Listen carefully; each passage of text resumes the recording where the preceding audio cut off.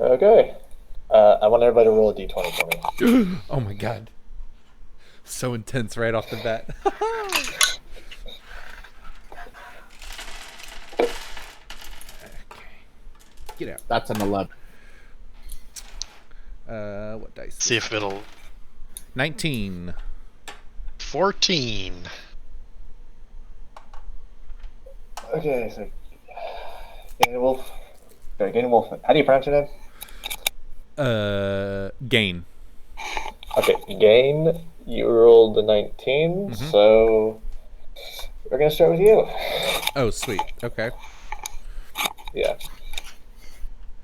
Let me just get my voice ready real quick.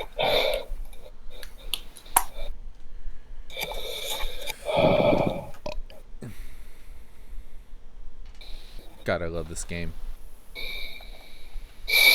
Yeah. 20. They say there are stories passed down by our families and by our sons, by our daughters and by our friends. This story tells of a land once covered in frost, so deep that no man, no animal, not even the gods themselves could penetrate into its darkest hearts. And in that tale, there was a small group who had nothing in common, and who were literally probably the worst qualified people to be doing this job in the entire known universe. But they got it done, according to legend. And in those frozen wastelands there stood a city guarded from these storms by high mountain peaks that almost touched the sky, where trees still grew in the north, and where boats could still dock to lay claim to the vast resources in its valleys. And that town was a small little dale called Branstol. And in the forest around Branstol there lived a man. Not a peculiarly attractive man, not a peculiarly smart one by, well, standards. But he was an honest man. And he had a premonition from God.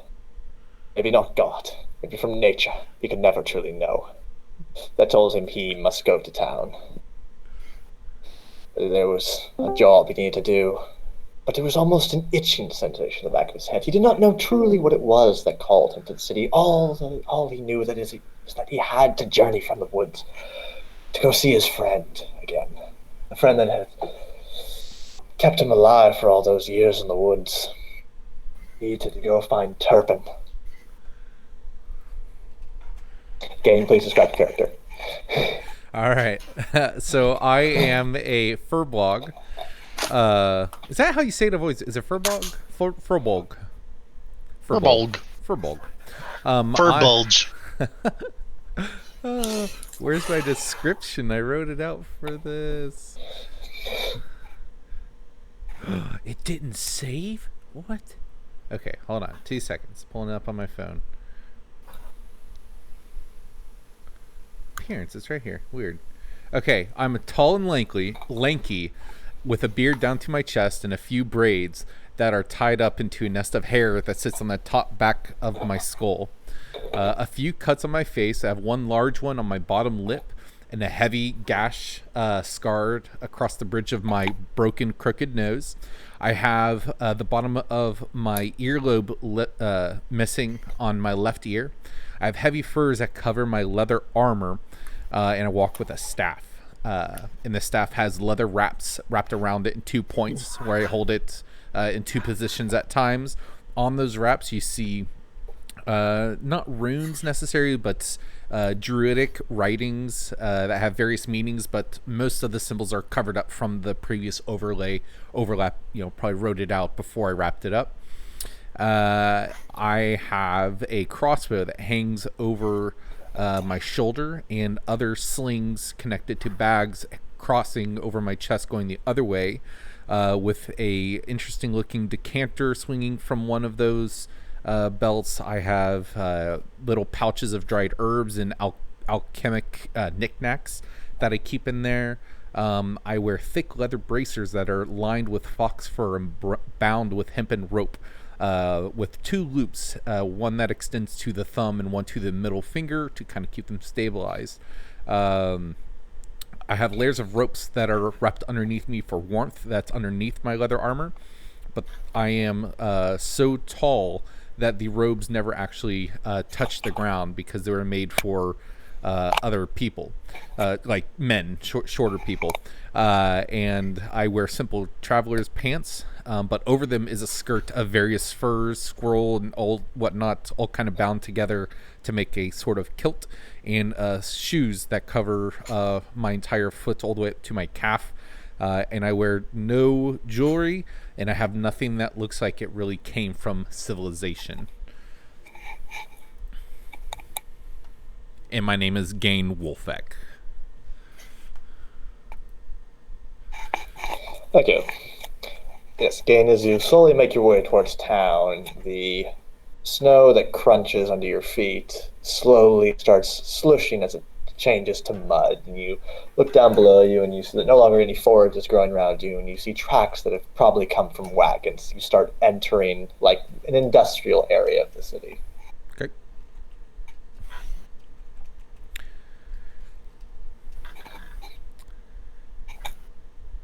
As you okay. I wasn't. Yeah. As you continue moving into the city, you start seeing actual living human beings. It's not just buildings anymore. They're seemingly hurried around like something is about to happen. Okay. I want to kind of find the first person that looks like they wouldn't run from me. And, hey, what's going on here? What are you doing here? You're not approved to be here. I mean, like, shoves you aside as he walks past. Says, we're expecting a shipment. You can't be here. You might get crushed by one of the crates. Right, I'll get out the way. And I shuffle off to the side and kind of keep an eye out to make sure that I don't, in fact, I look up to the sky like there are crates that are, right above me, and just kind of get against the wall and kind of observe. Please make a persuasion check for me. Sorry, perception check. Okay, I'm like, oh god. Perception, only an 11. You can't see any sort of thing that would represent a ship anywhere in sight. Okay. Yeah, like you can't even see water at this point. You just see men running around in the mud, carrying tools, like basically like somebody had just dropped a nuke on the town next to them, and they're all running around trying to survive. Oh god. Should I be doing something? Is there a way you can help? Kind of a man, the same man that just kind of pushed you out of the way, runs up and grabs you by your shirt collar and says, "What are you doing? Get out of here!" And like throws you in a direction like towards more of a cobblestone area. I go that way. I turn towards a cobblestone and just start walking, and just occasionally looking back behind my shoulder to see if if there's like a fine line of separation from like that, I guess, dock area maybe to the cobblestone streets. Make a Constitution check. Constitution. Okay. Yeah. Oh god. Plus con 8. You are terrified out of your mind. Yep. You have been living around like songbirds for the last couple of months, the last couple of years. Yeah. You are not prepared to handle this at all. Yeah, I'm taking it in too much. I'm probably walking at like half speed, just kind of freaked out, clenching my staff really tight and holding my pouches and just kind of aimlessly walking through the streets. Yeah. After what seems like an eternity for Gaines, you eventually make it on a cobblestone. Okay. As you start entering an area that's like not so full of noise, and you suddenly see a first person for like the last couple of years that isn't running somewhere, like casually taking a stroll. Like you just hear the of their shoes like against the cobblestone, like walking with a big like basket full of what you assume is some sort of food. Okay. To another building. I approach that person. Hello. I'm sorry to bother you. I'm looking for my friend Turpin. Do you know Turpin? she kind of gives you a funny look, and for all intensive purposes, this is like a 4'9" woman. Like, this is a short little woman, and you're kind of scaring the hell out of her. Just like lording over her with a staff. And I drop down to like one knee and like get as low level as possible and kind of hunch down a bit to like really get down to their level, and I say, I'm so sorry, I'm not from here, I suppose, anymore. I'm terribly lost. Is there a tavern or a place I can get warm, maybe? Give me a persuasion check. Oh, no. Persuasion. I'm just gonna say that because she is kind of terrified of you. A 7. A -4. You see her like drop the basket as the contents like spill all over the rug, and she looks like visibly, like, not terrified of you, but just shocked by how fast you came down and like started talking to her. I start picking it up, putting it in the basket, and I just hold it down and I put my head down, as I've learned in the woods whenever you're trying to submit to a larger creature. I just like prostrate myself like, I don't mean to frighten. I'm confused. Yeah. I'm sorry. And at this point, you begin to realize that she hasn't spoken a word yet. Like, you've done all this stuff. You've knocked her on her ass, and she like yeah. And she just kind of like mutters out like, "Please, just leave." I set the basket down and just back away and take a wide berth around her or just wait for her to leave. Yeah. Make an acrobatics check for me real quick. Acrobatics. Oh my god. And same for you, Othmar. I got a 5. I'm rolling like dirt. I'm all out now. Oh my gosh. Yeah. Give me an acrobatics. Yeah. How do you pronounce your name? It starts with Othmar? Othmar. Yep. Yeah.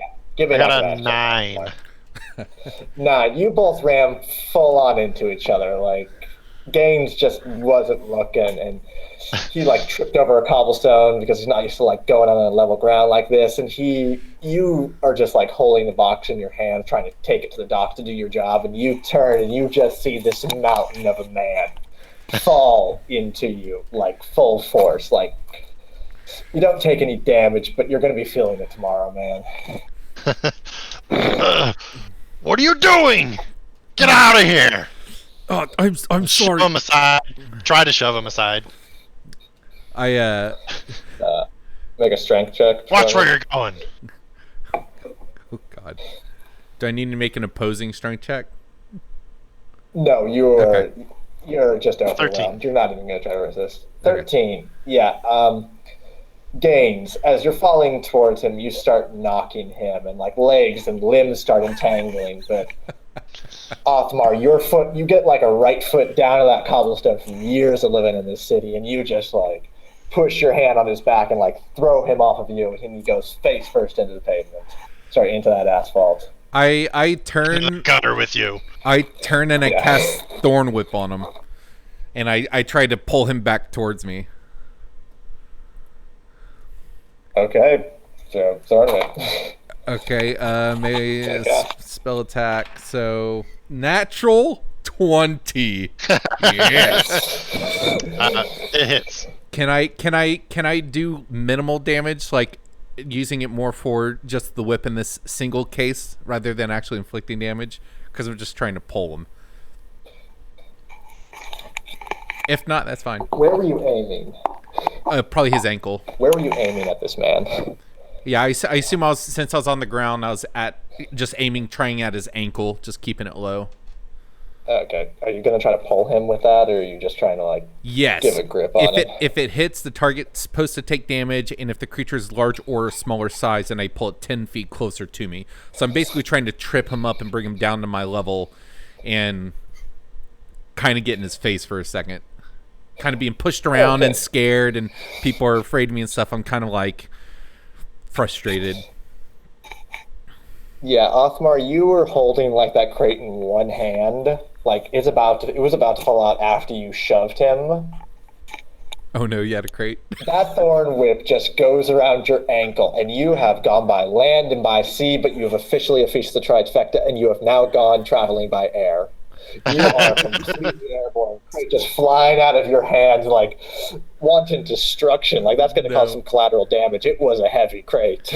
Oh no. And you just fly like 10 feet up in the air from where he just like whipped you straight up. I just yell out. Yeah. I want to yell out, now look here, I'm sick of you running all over me. I need some answers. Wait 1 second. Okay. Yeah. Yeah, you take 3 points of falling damage. Do I need to throw any damage under Thorn Whip?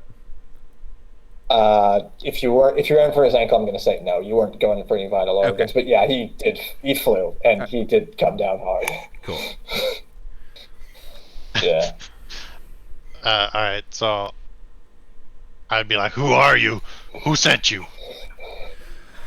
I came here. What do you want with me?" I came here of my own volition. I'm looking around for a friend, and I just don't know anyone here, and everyone's not giving me the time of day. What is... Well, you didn't find a friend. Do I you pull know... out my dagger. Do you know a man named Turpin? No. Give me an insight check, actually, Orthan. Sorry, Othmar. I want to see like if you're paranoid about this man or not. Like if you just think like he's a harmless puppy who's just wandered into the city. Insight, you say? What? Did you say insight? Yeah. Give me an insight check. You have a reflex for this. So you could you're kind of used to figuring out people. Yeah, 17. 17. Yeah, this man is no threat. Got it. Besides his diminishing stature, you can just see like the terror in his eyes, and this man does not want to be here right now. All right, so I sheath my dagger, stick it back in its little hidey hole, and no, who did you say you were looking for again? Turpin.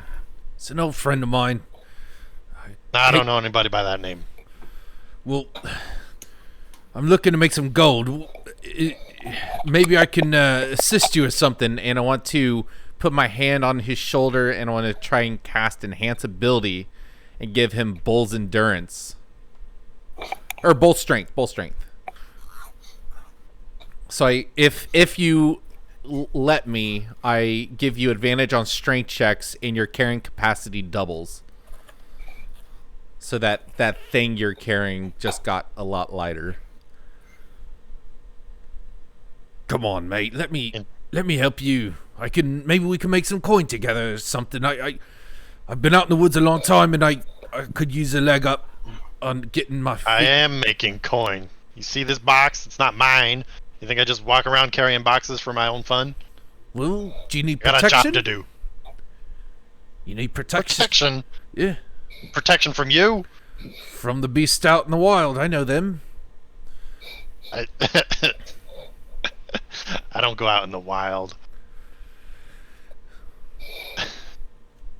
Go check the inn. Okay. Everybody goes through the inn. Right. Well, I guess I suppose I appreciate that much. And I just kind of give you I bow, and then I just walk away. As I go to pick up my box, I look back at him and I say, Make like an investigation check to see if you can actually find your box, because that thing was airborne, man.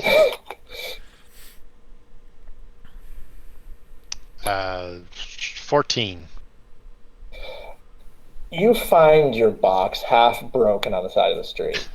Like the contents are spilling out, but if you try to pick this thing up, it's definitely gonna crack. So I'm pretty disheartened by that, and I look at it and I look back at him and I say, "How much gold?" Minimal. I just really want housing and something to Wrong eat. answer, buddy. How much gold do I want? How much gold am I looking to get out of it? I wanted to help you make more gold by taking on tougher jobs, by having 2 people, and instead of me taking a 50% share, I'll let you take 80? So, all right, now I turn full square. square up. Do I Who's see the him? mark? Do I see him? Do I see his box busted? I'm probably standing next to the box at this point. Yeah, you do see the box. He looks pretty. He doesn't. Yeah, he looks pretty disappointed about what's happening right now. Can I He does not look go? happy. Can I go up to it and, as I'm answering him, cast mending? Can I mend the box? 1 foot of a break or tear on a object. Would that fix the various cracks on it? You can give it a try. Okay, so as he asked me who's the mark, I say, again, friend, I don't know anyone here, but if you can find a job, I can come along and help. Obviously, I've got abilities, and I mend the box. And if it's fixed, I want to try and lift it up. I have a -1 to strength. I have 8 strength, so less than average. I try and lift it up and try and hand it to him so he can see how light it is. Okay, give me a strength check. Strength check. -1. Yeah. And by the way, this box, after you've touched it, is kind of like forms back together, and as far as you can tell, it's perfectly fixed. I got it 2. I try and lift it, I can't. I just brush you aside and pick it up. Yeah. As usual. You bend down and try to pick up this box, and to Othmar, he looks like the weakest man alive. Like, you see every vein in his body stressing and jerking, like he's trying to do this with every bone in his body. And a blood vessel starts like creeping up from his neck all the way up to his head, and you feel like he's about to call something in his brain. You want to help me? Like I said, abilities. Look, the crate's fixed. Don't you feel much stronger? Yeah. I was able to knock you to your ass for a moment. Think if we teamed up together. I mean... You get him up close with your dagger. I do a little bit from the back, huh? I suppose I am good at finding jobs. Look, I apologize. I ran into you. I'm gonna go to that inn, and whenever you're done with whatever you're doing, if you want to find me, that's where I'll be. Okay? The name's Gaine. And I extend out my hand. What have I got to gain from this? Me!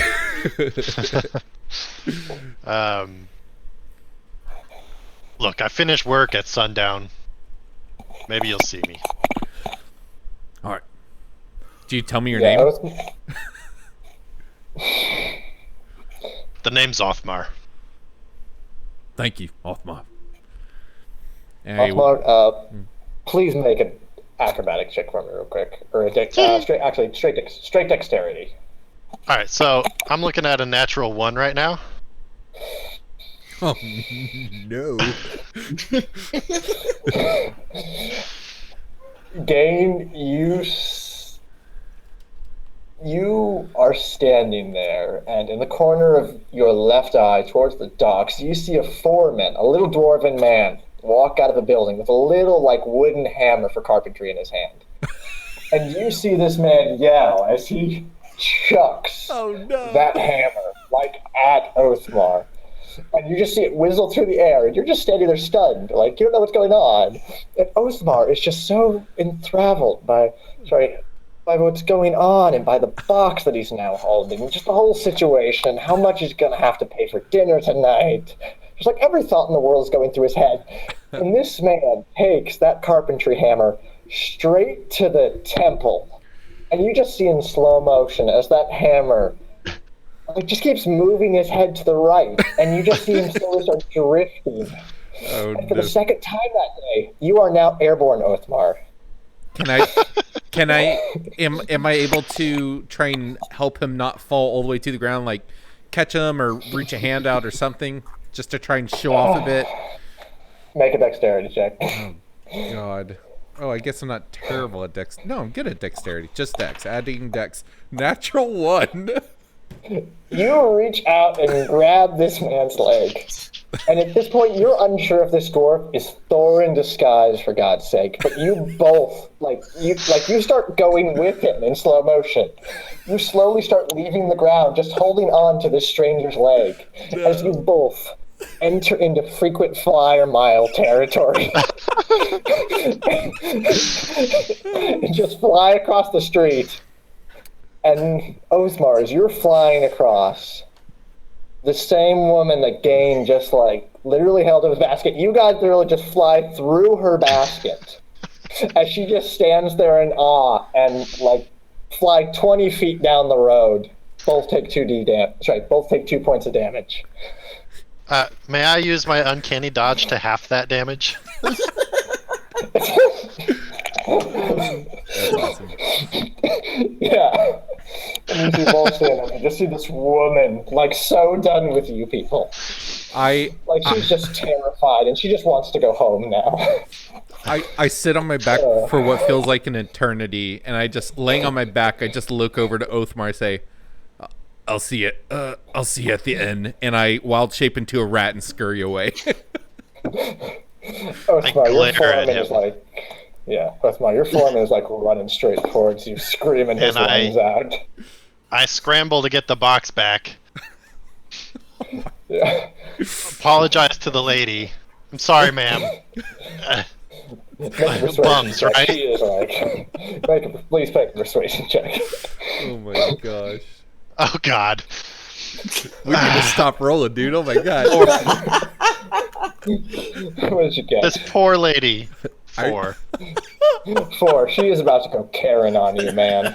She sees the foreman running towards her. Oh my god. She points towards him and be like, I'm gonna make him pay for every single thing. No. Double. And your foreman, you can see the smoke coming out of this man's ears. They could probably power the forge on this man's steam that's coming out of this man's throat. That's awesome. He just walks up and turns to the womanizer and just says, "Oh, I'm sorry, man. I didn't mean it. Oh, pour that black coal out." I will treat him with the utmost respect. Just walk over to my office and I will reimburse you for the damages. And you can see blood veins coming from his left eye that's independently moving of his head aimed at you. You are about to be completely and utterly screwed. Yeah. So I didn't need this today. The woman seemingly placated walks away, and your foreman does that whole famous puts his hands together and slowly rotates as the woman walks away, and then he turns back. The air stops around you as this man stares at you. And you know why. This man has the ability to end your entire life in this city, if need be. Look, sir, I was attacked by this bum. He, dragged me off my feet. I'm just trying to do my job. Make a persuasion. Try to make a deception check. Oh, come on. Do you two need new dice? So 4. I rolled a 4 again. Watch Peter get all natural 20s. Jesus Christ. For this die. Artificer dwarf pulls the hammer that just took your head and pulls it back into the back end of your head and pulls into his hand as he wraps his arm around you and says, "Oh, overtime is not the right word for this, my good sir. Overtime is what happens when you work for the rest of the day. You're going to be working for the rest of the week." And he's with this arm, you feel a muscle ripple into you. Make a constitution. Sorry, make an athletics check for me. Oh my god. 13. 13. It doesn't phase you much, but as he starts moving away, your legs literally fall out under you, and he's just dragging them behind you as he has you in a neck hold. As he starts dragging you back towards the dock. Sir, will I be getting time and a half for that? Make a persuasion check.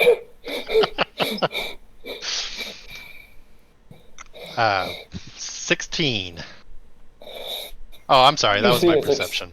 14. Similar. You see his face kind of soften as he realizes that he was kind of the one who did this to you. Like, it was his hammer that had hit you in the head. And he kind of just, like, loosens his arm a little bit so you can regain a footing, and he's just like, no. And he, like, regrips and keeps dragging you. Like, he's not as upset now, but he's not going to pay you.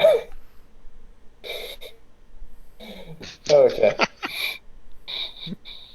As you get to the dock, the ship that everybody is, like, running around screaming and, like, panicking about is arriving. This is the ship that's bringing, like, all of the goods for the next month. So everybody wants to make sure that it's in the warehouse before anything spoils, etc., etc. And make a perception check.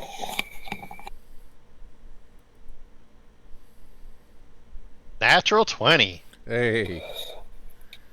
You see everything. Like, the wood is the same old wood you've stepped on for years. The ship itself is a glorious beast, and you can tell by the look on all these men that they're excited to get their whiskey rations for the month, only to Me drink too. it all in 2 days. Yeah, and on the deck of the ship, as it starts pulling into harbor, you see what looks like someone completely out of place in this environment. It's a normal-looking tiefling. Thea, please describe your character. So I am a short, even for a halfling, I'm kind of short at a, where did I put this size? I guess it didn't save. Oh wait, didn't I?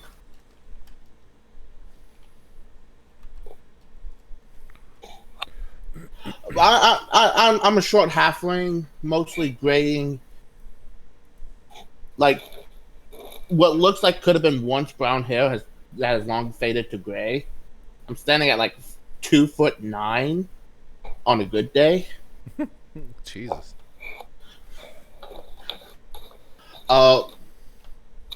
Old, like solid clothing and like a dress with a little scarf thing tied over her to try and keep a little bit warm. It looks very worn. Everything on her looks worn, but was made to last.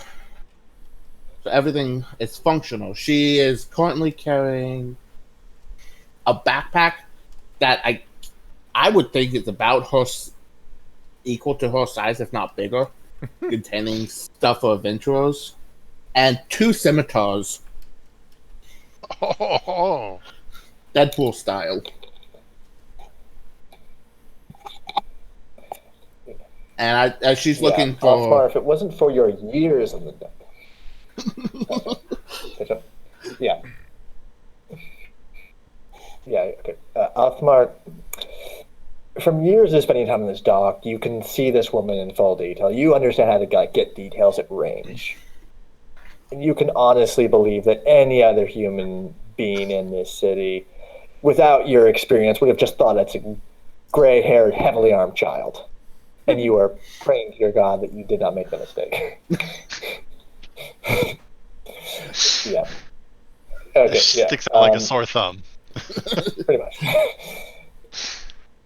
Pretty much. The entire city is full of like these chiseled old dwarves and men who have been here for for longer than they want to admit, and they're just happy to be getting a good wage they can send back to their families, etc., etc. And on the deck of like a ship that is earmarked to bring these men their supplies, what looks like a very, very small granny on the deck of a ship. Yeah. Make a perception check, Thea. yeah, me. All right. Let's use this one. That'll be a 22 total. You may be old, but your eyesight did not escape you. You never have been places like this, but you feel like you understand kind of how everything works. You look around and you see these men. You can smell the salty air. You kind of understand what kind of environment you're moving into. There is no question or doubt in your mind that you have a general idea of what's about to await you when you get off this ship. Excellent. Yeah. As the ship starts pulling into the port, the sails start dropping, and men start swinging from towers built around this big, like, inlet kind of cove area to keep ships. Start swinging and start trying to pull this ship as close to the edge of the dock as they can. You hear the rope, you hear the tinking of those gears, you hear men shouting all around you, and then you hear the dragging of wood across the deck, and you hear the of wood smashing against the side of the ship as a gangplank goes down, and you see a small group of men, well dressed for anything else in this city, start slowly tiptoeing up that stairs. If you hadn't known better from your years of experience, you would have believed that the heaviest weight these men had ever lifted is their own ego.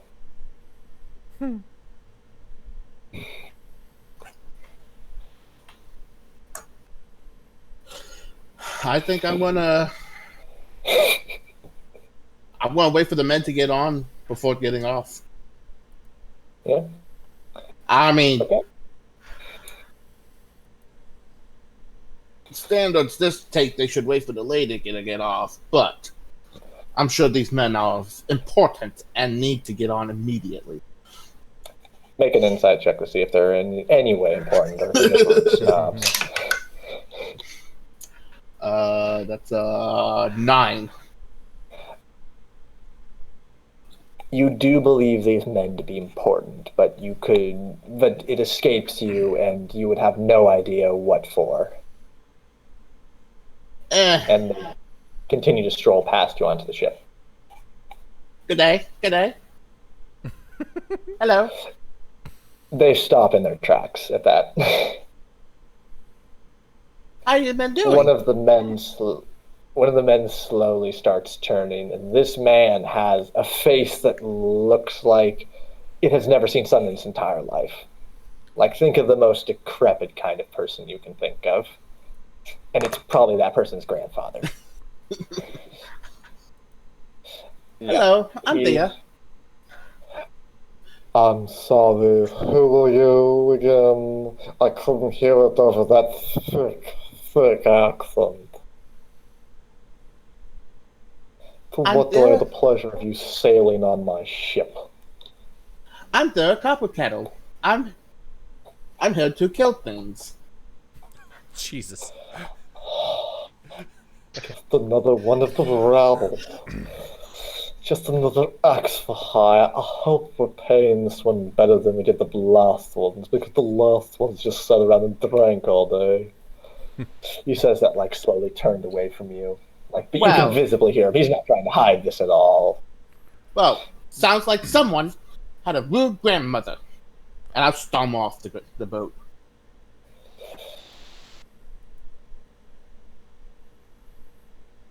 Yeah, you hear this man like, oh, the peasantry are so terrible these days.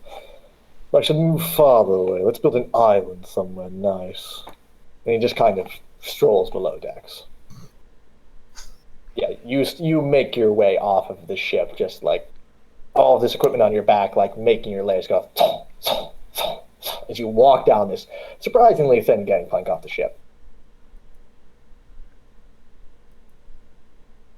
Now that I'm in town, I guess I'll go try and find an inn or a tavern, someplace that might have quests from me. As you're looking around, a woman approaches you. Kyle, I couldn't hear you. Are you muted? I haven't said anything. Oh, sorry. Yeah. As you're kind of looking around to try and where to go, you see a woman in like blue garb, holding a book under one arm, approach you. Hello, I'm Morris Inval. I am the duty master. I'm in charge of helping make sure everyone who comes to our wonderful city is accommodated. Oh, hello, Malice. How nice to meet you. It's nice to meet you too. You look like a very wise woman. I would very much like to have a conversation with you one day, but I'm pressing matters. We must leave these docks. And as she says that, a man walks by and like bumps her on the shoulder, and you see her roll her eyes like, they just want to survive, but there has to be more done. And she's like, puts a hand on your shoulder and like gestures you towards like a series of buildings down the docks that looks more like housing and food. Like you see a campfire kind of off in the distance, like on one of the docks with a pot over the top of it. Don't worry, Gary. I can take care of myself. You look after yourself, though. Yes, they're rude and mean, but men are stupid and their minds are clouded. Focus on yourself. You don't have to tell me twice. This city is my home, but I do not admire what these rabbles have done to it. They're not rabbles so much. I do consider them a valuable asset. I do respect them, but we just can never talk. Well, sometimes one needs to leave their home to truly appreciate it. So I keep telling myself, but I can't truly bear to leave my family here, you know? It's so important. Yes. Take care of yourself, dearie. Don't worry about a thing. Yes. As you sort of reach a covered area, you pass by a dwarf headlocking a man.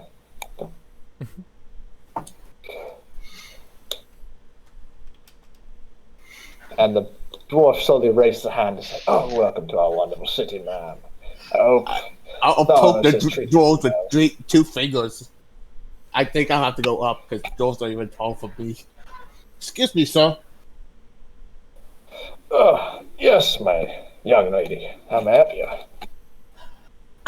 May I ask what this fine gentleman did to be placed in such a headlock position? As I kind of.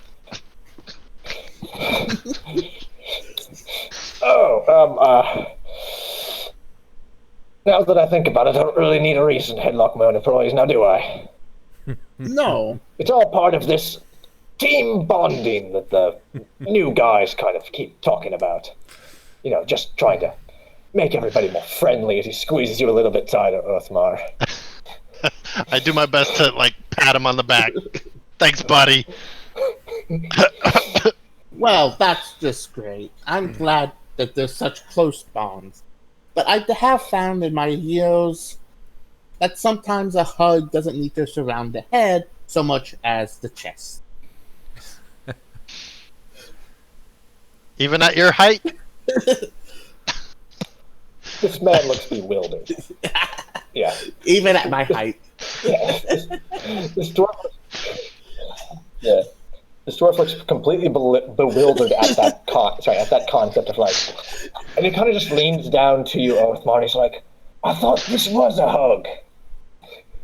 No, a hug's like this, and I'll just give him a hug. Very gentle, sir. Much appreciated. Please make a persuasion check. Yeah. Hey, persuasion is plus a 0, so 19. 19. This man is like shocked at first, but he kind of like warms up to him with his free hand. He kind of like gives you and says, "Oh, this feels much warmer. This feels much nicer." It's like it makes me all cozy inside. And he like squeezes you a little bit harder with more, like the very opposite of what he's trying to do. I try to, like, slip my head out from his arm. Make a dexterity check for me. Ooh. 12. You manage to slip your head out, and he, like, with his free arm, he, like, embraces the old lady and, like, keeps patting her on the back and says, "Oh, yes, this is much nicer. But I think it's too nice for the men. It's too nice for the men. They need hard love. Right, Othmar?" I've had plenty. If you don't, if you please, I'll just get back to work. Thank you, sir. nonsense, and he reaches for you. Straight up dodge him. Yeah, you glance by it. He's like too much enjoying the hug with this old Thea right here. And he's just like, oh, I'll get you next time. He's like, his mood is very much improved. I rub my head. play You got me plenty. Or it was the temple. Yeah. Well, glad to see everybody can be such great friends. Yeah. And Maris is just like standing there, like just lightly chuckling to herself. It's like, oh, see, this is what I mean. I don't connect with these people, but I love them so much. This is my home. It's a lovely home. Yes. If you don't mind losing a finger or two, and she raises up her hand and she has like 4 fingers missing from her right hand. That's obviously a frostbite situation. Oh dear. That's quite unfortunate. I'm sorry to hear about that. Yeah. Well, follow me. I have an associate waiting for him. His name is Turpin. I think you'll love his company. And she starts like casually strolling down the dock. I'll follow. Yeah. My ears perked up for that. Okay. Do you want to go after them, or what do you want to do here? Hi. I could use more hugs.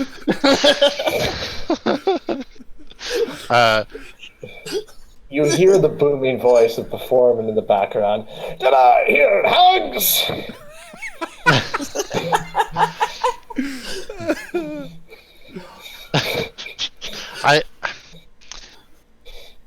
I would like to. Yeah, you did. Mind if I join you? Let's go. Marvis like looks down at Thea. It's like looking for your opinion on this. I said let's go all get hugs. Okay, yeah. Othmar, roll a stealth check. You're trying to. Yeah. Oh shit, 20. Yeah, you've been sneaking off this dock for as long as you've been working here. Nobody's gonna notice you're gone as you like casually stroll over to these 2 women. Yeah. Marvis like cracks you a small smile and like says, "Oh, it's always nice to have more company." And she like reaches into her pocket and like tries to hand you a bottle. Ooh. Yes, please. Yeah. You take it in your hand and you see it's like a little bit of confiscated like moonshine. I'll take a she, swig. Yeah. She likely, as you take your swig, she like lightly says, like, I know how strong your sailor Elizabeths are, and I thought since you're going to be drinking anyway, we might as well get to the fun version of you first. Thank you kindly. So I take a swig and then offer her the bottle right back. Yeah. She like pulls out her hand and says, "No, that's a gift." All right. Plunk, and then pocket it. Yeah. It's a small little like shot version. Like if you had taken a big swig, you would have gone through it all at once. Oh, then instead of plunk, I just finish it. Yeah, you finish More it. for me. Yeah. You want to keep this bottle, or you just want to like chuck it over your shoulder here? I want to chuck it. Okay, roll for athletics. I need to do this. Where did that? No, yeah, I rolled it way over there. Oh boy. 5. Jeez.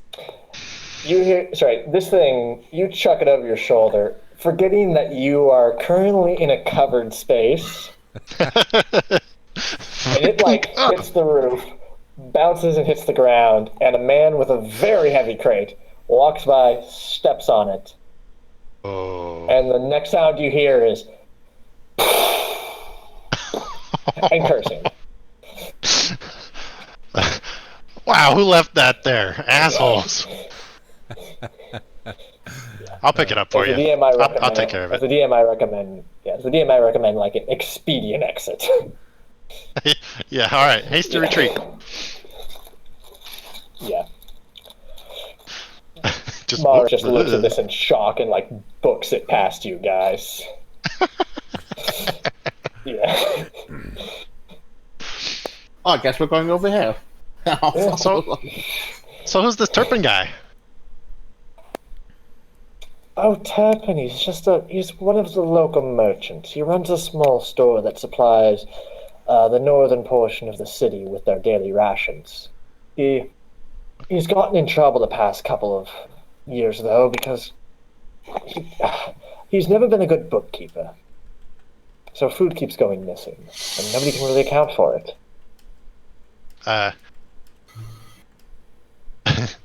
I guess I would look a bit shifty at that. Be like, food missing? I wouldn't know anything about that. Yeah, specifically large portions of whiskey. Oh. Yeah. But anyway, that's just the rumor right now. It may not be true. I don't much find my way up to the northern area. I serve at the watch in the southern on the southern border.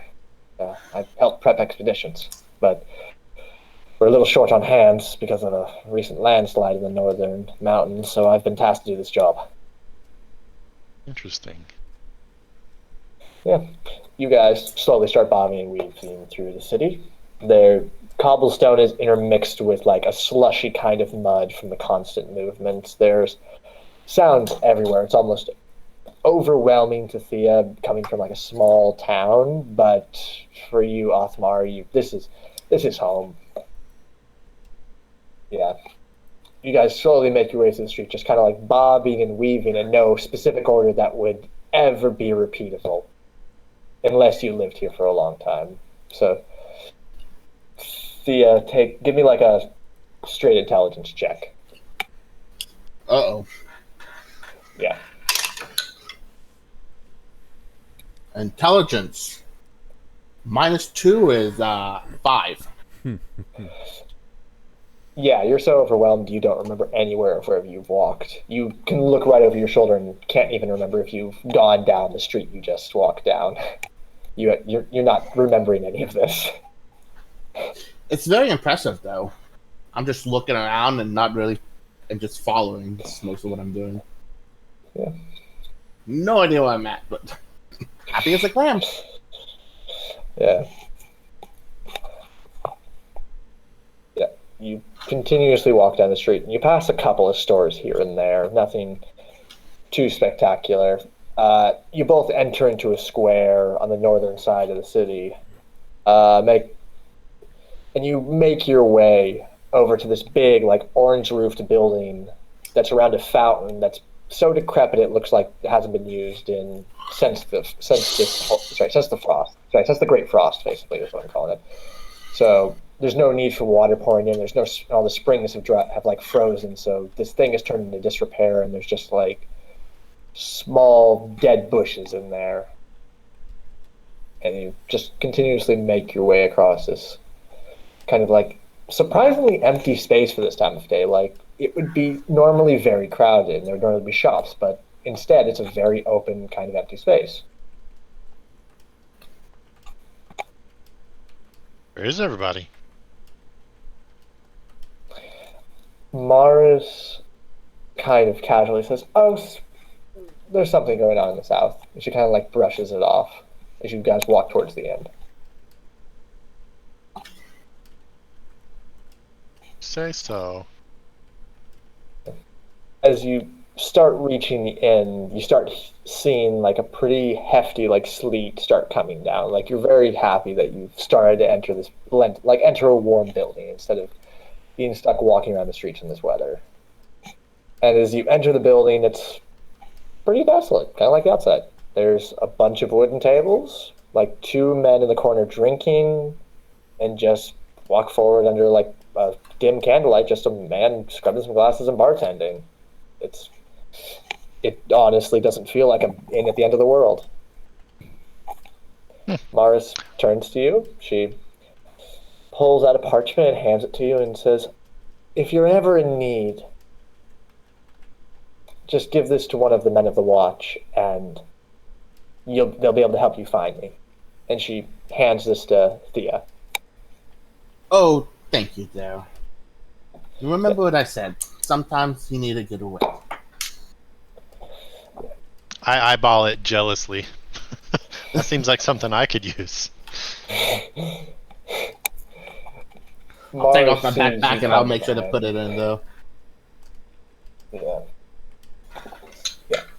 Mars kind of eyes you too, and like gives herself a small gives a small smirk and like walks out the front door. And before she closes it, she like says a small like kind word like, "I hope to see you guys around. You seem to be very entertaining people."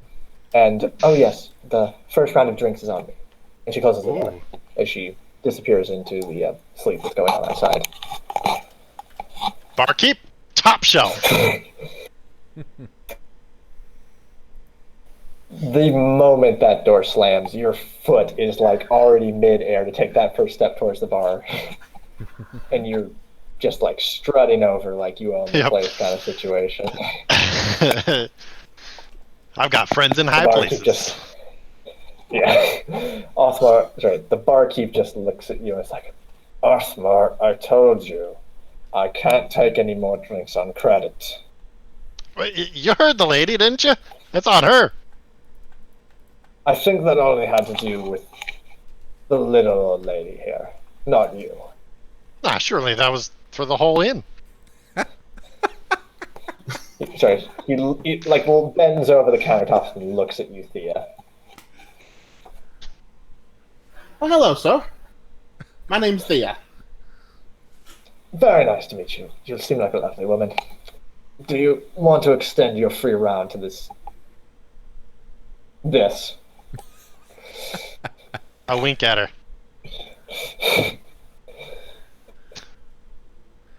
Why not? I've done my drinking. Hey, pat her on the shoulder. The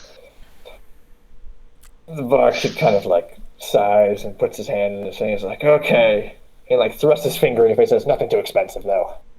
I'm not going bankrupt because the city watch wants to give you a free round.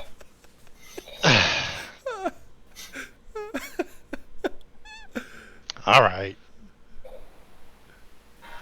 So, Othmar, was it? Yeah. Yes, ma'am. I like your swords, by the way. Could I bother you with getting some information about the city? Okay. Great. Can I get a glass of water real quick, and then we can take a table and sit? And I'll grab the glass and bring it with me. Take both. Ka-chunk. Find a booth at the back. Yeah. In what shade I can in the daytime. Yeah. From living in this city long enough, you know that there really is no daytime. There's just less or more snow, basically. And in this time of the day, with the sleet, I make it's sure to pretty be dark facing the outside. door. Yeah. Yeah. As you both approach this table, you see it's except when Othmar, pause. you sit down. We got lag. Oh. Super static. Say something.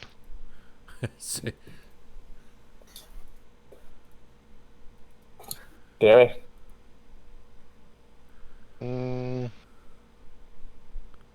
Kind of. Okay, I think my internet's just I hear on you now. just a tiny bit. Okay, yeah. You guys make your way to the back of the to the back of the inn. Othmar, you've been here plenty of times before. You have a favorite chair. This is your chair. It faces the door. It faces the bartender. You know exactly what's going on in this room at any given time when you sit down in this chair. Your throne, shall we call it. I'll just get up on a chair and sit down. Yeah. For I'd slide her being made of water hardwood, over to her. Yeah. I'll probably put the backpack down next to me so that it's a little easier on the chair.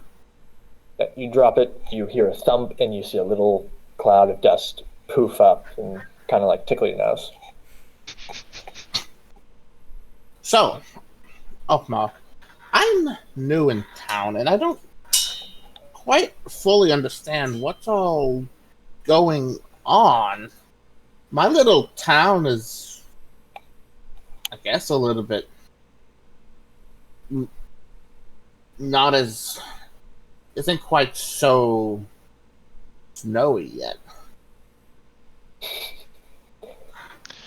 Well, what's going on is I just move boxes back and forth all day Mm-hmm. and get drunk at night. Mm-hmm. I don't pay much attention to what goes on, on higher orders than that. Just the standard cities from what I can tell, except it's colder.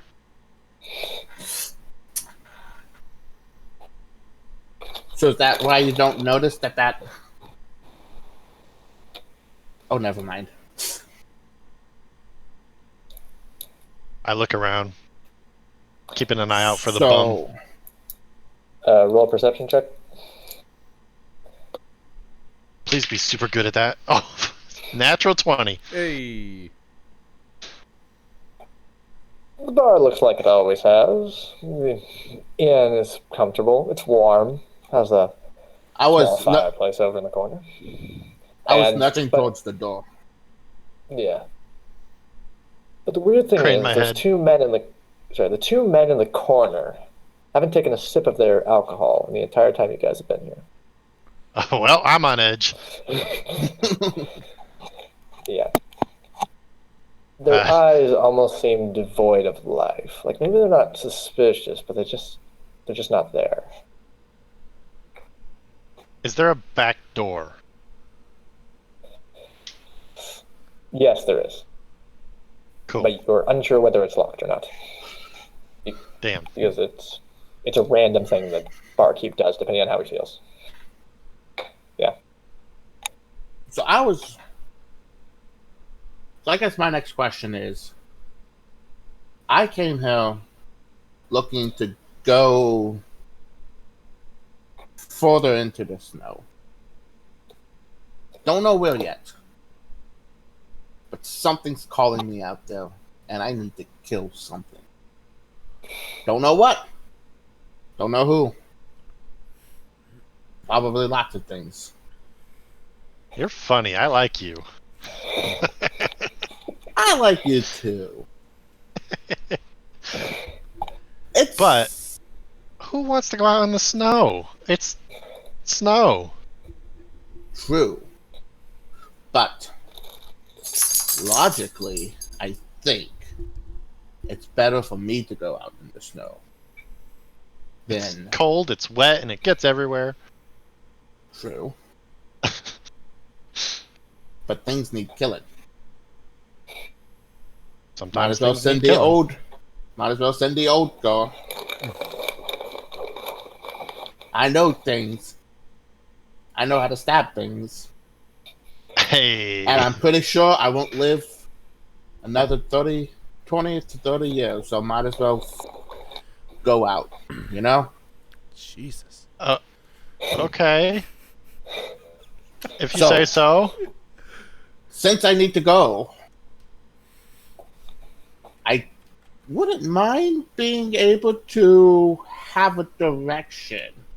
So where would I go find a place to give me direction into the... Give me a goal.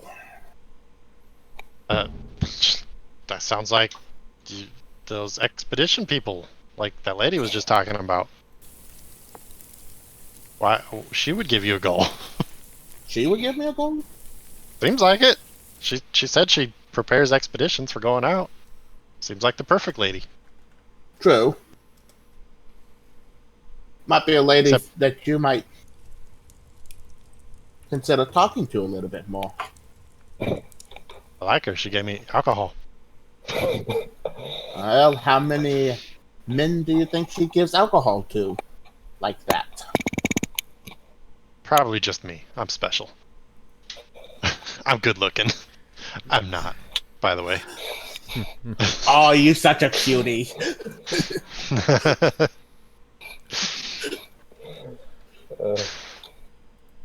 Alright, well, maybe I'll spend the night Yeah, and then I'll go try and find her again and I want to know Get the going out. what she has to what this Turpin guy is all about. Thank you I for thought we'd leaving. be meeting him here or something. okay. Who do you think you've been talking to for all these years, Othmar? What? I'm sorry, what did you think my name was? Ooh. You've been drinking here for 4 years.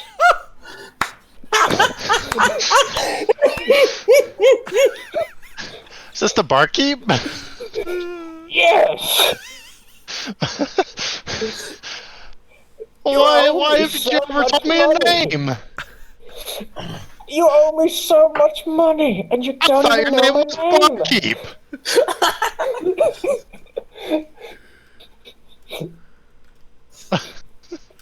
He just stops talking and like goes back to rubbing his bottles. Like he is just you've broken him. Ugh. Naughty, young man. They should teach you. Everybody has a story. Everybody has a history. Everybody has something to say. Yeah, So, like, Turpin. what would you like to drink today? Oh, I do. So, Turpin, Yeah. how has everything been treating you recently? Well, all I serve is people who never pay their tabs, and I get the shit for it. So pretty good, all things considered. I'm not dead yet. That might be an I'm upgrade. You're Not that it's... Hey, I hey, Turpin, haven't do eaten you... bread since you started drinking for me because of my losses.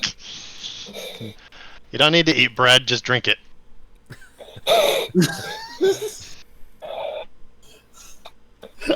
I'm regretting a little giving him the alcohol. Say, Turpin, are you acquainted with any of the local bums? Smells like trees. You see his back straighten up for the first time, and it's probably the entire time you've apparently known this man. Oh. Not particularly. Not particularly. Well, I literally ran into one today who said he was looking for you.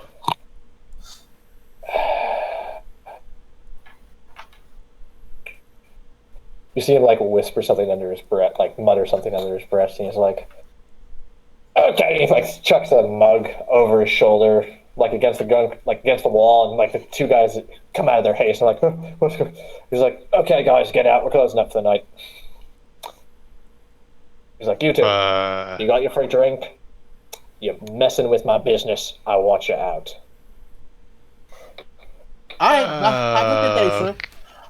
Where might I find an inn? I have absolutely no idea where I'm at right now.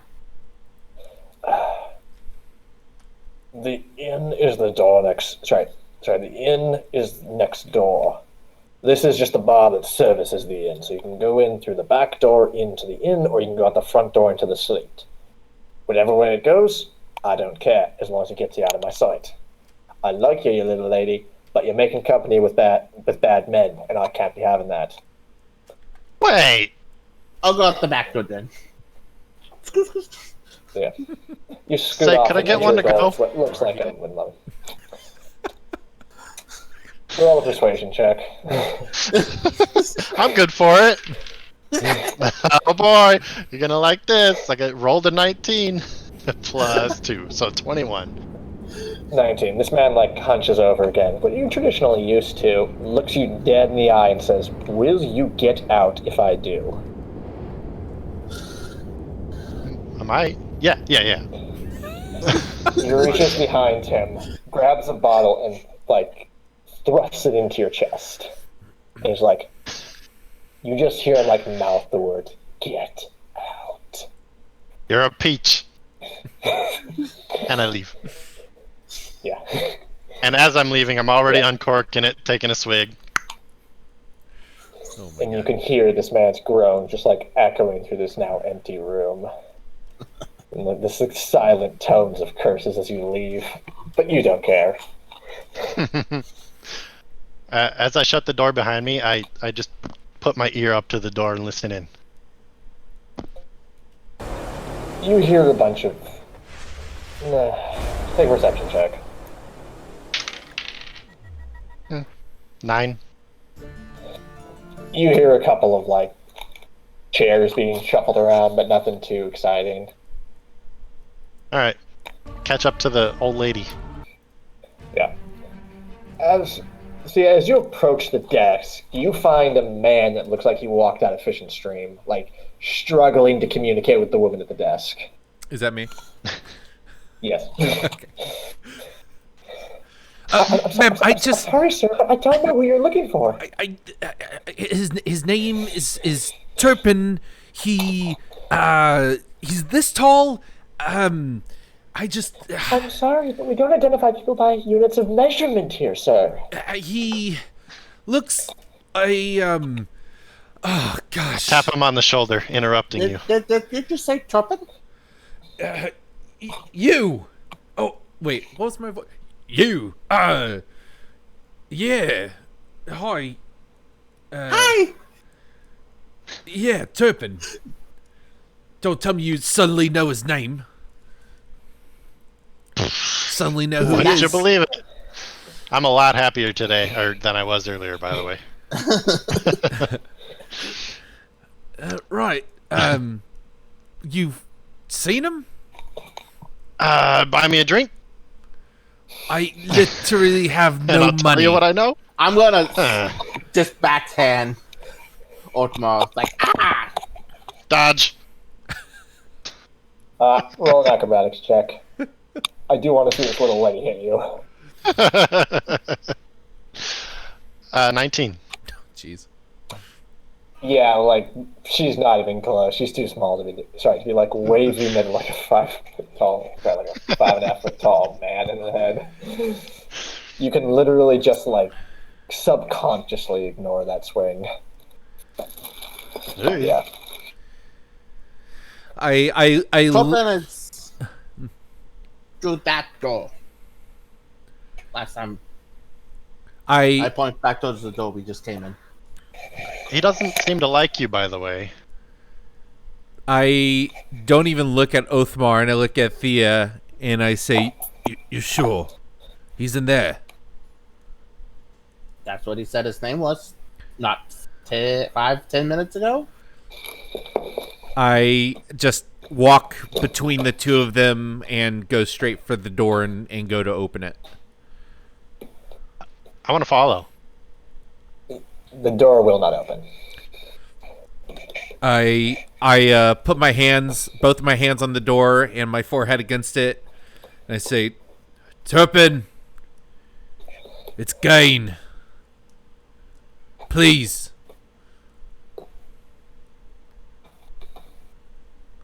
Turpin. You hear a pile of bottles just shatter on the floor. And a man almost falling over himself. And you hear that deadbolt like, whoa, fly open. And that door is pulled from your hands. And you see you see Turpin standing there. Tears start coming out of my face. And I just open up my arms to him and hoping that he gives me a big hug. He grabs you by the collar and pulls you in. In a nice way? No. Oh, shit. Yeah, he's like his head shaking. He's like looking around. He's like looking. He looks at like the two like Othmar and Thea. He looks at you like skeptical, and he's like, do you know these people? No. I ran into Othmar. What race are you? Human. I ran into this human down near the docks, and this little one I just ran into now. I don't know them. I swear, Turpin. Please, I haven't seen you forever, mate. he like grabs you by the shirt and like pulls you down next to his neck, like pulls his face up to your ear, and he's like, "I could die having given you that food." Look, I've not told anyone what you've done. I just came. I wanted to help. I wanted to get out of there. I didn't want you to have to be, risking yourself for me. I want to survive on my own. It's time I came back. I'm gonna make a name for myself. I'm gonna get some money. I can help you. I was gonna help this guy, and I point back to Othmar. I could be helpful. I won't cause any trouble, Turpin. I just maybe a place to stay, and that's it. I promise. Please. And any grip that I had on his wrist just kind of really goes limp. You're all I got, mate. That's it. You know, this man can't stand hearing that Slug's words. He like looks at the corner and says, Gaine, like, this is different. This isn't like when we would. This isn't like the old days. Food has become scarcer. Jobs are scarce. People need to know where you come from in the city. You can't just arrive from nowhere. There's so many people from those wastelands trying to get into the city. They're just going to think you're one of them and chuck you outside. I can get papers. Maybe I can do some work and have someone make papers for me. I could come from another. I mean, I have background. I've gone to school. I have ways to prove that I've learned, and been from other places. I have education. You know this. He'll vouch for me. He'll stand by my side. I point over at Othmar. Right. Hey, the least you could do is give him a bath. Look, I've already told him that I'll help him work and I'll give him most of my share. And this little firecracker, I don't know. Are you two? Do you know her? Do now. I'll make it right. Look, just tonight, and I'll be out of your hair. I promise. Please. Turpin like sighs deeply, and he's like, he like lets go of you and starts like pacing back into his bar, like trying to think this over. Like, this is a lot for him to process, you know. I understand. And I go and anything that was broke, or like maybe there's a bottle that has like a little crack in it, I want to try and mend that so it quits leaking alcohol. Anything that I can try and fix with mending, trying to prove my worth, I would try and mend it. I say, hey, that's nice. Can you refill this one? I just kind of talk as I'm focusing. Like, It doesn't refill liquids, idiot. It just repairs items in small breaks. Sorry, call me idiot.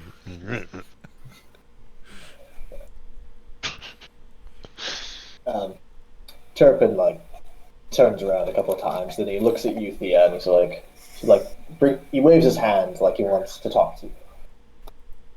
Okay. I'll go up to Turpin. Yeah, he like kneels down and he like starts getting very simple. He's like, maybe this old job has bitted me and made me care too much about survival, about just making it to the next day.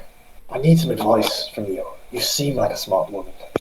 I need to know what I should do for these people. Sorry, do for my friend here.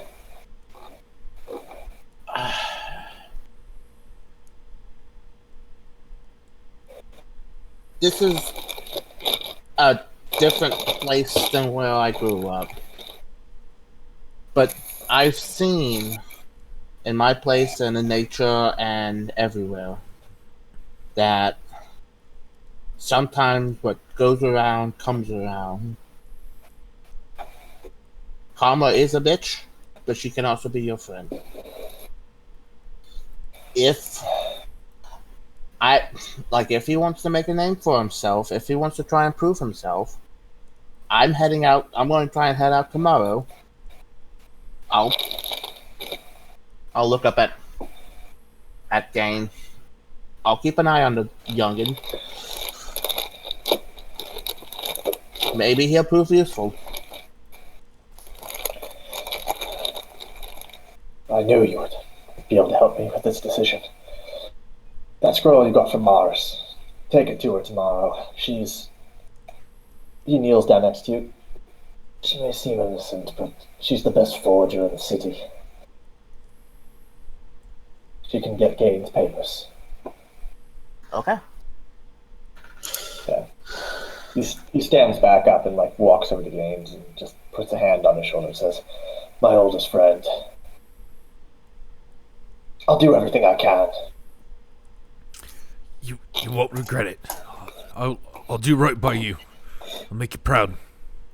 I know you've stuck your neck out for me, and there's no ends I won't go to make this right for you. Thank you, Tevin. Thank you. And I spin over on my knee and grab Thea. Thank you very much. I just kind of look at Othmar and kind of solemnly nod.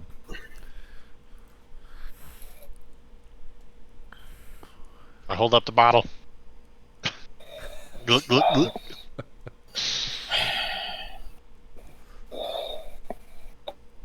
Okay, out of campaign real quick. I need to know if you guys want combat tonight because I have something set up, but it's kind of forced. I do. Sorry. Oh, sorry. Okay. No, we're going for it. What'd you say? What were you gonna say, Peter? I was like, I'm okay with role playing just to get to know each other, but I'm okay with combat. I'm interested in seeing how you guys react to my little halfling.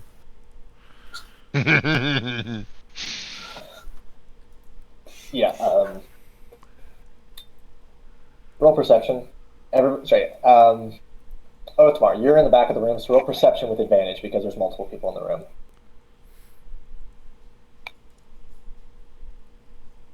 Is everyone rolling perception or just Othmar? Othmar, you're just going to roll perception because you're not the only one in this whole nice hug out session, and you're just kind of sitting there in a beer with your eyes around the room. 13. You notice those two men are still sitting there.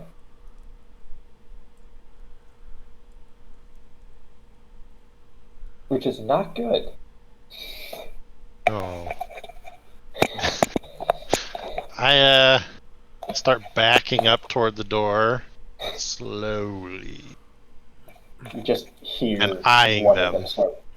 You just hear one of them start muttering under his breath. It's indistinguishable, but you hear it. And you What do see they his, look like? They're wearing black trench coats. You recognize them as guards, but off-duty guards, these men. But the weird thing about them is that their clothes are off. They're messy. Guards who wear black guards are never messy. They're supposed to represent the city. But these men look like they've been in a fight, been in a tussle. They should have gone back to the barracks. They should have done literally anything else besides get a drink. But here they are. Huh. See, I'm gonna call over to them. Hey boys, can I buy you a drink?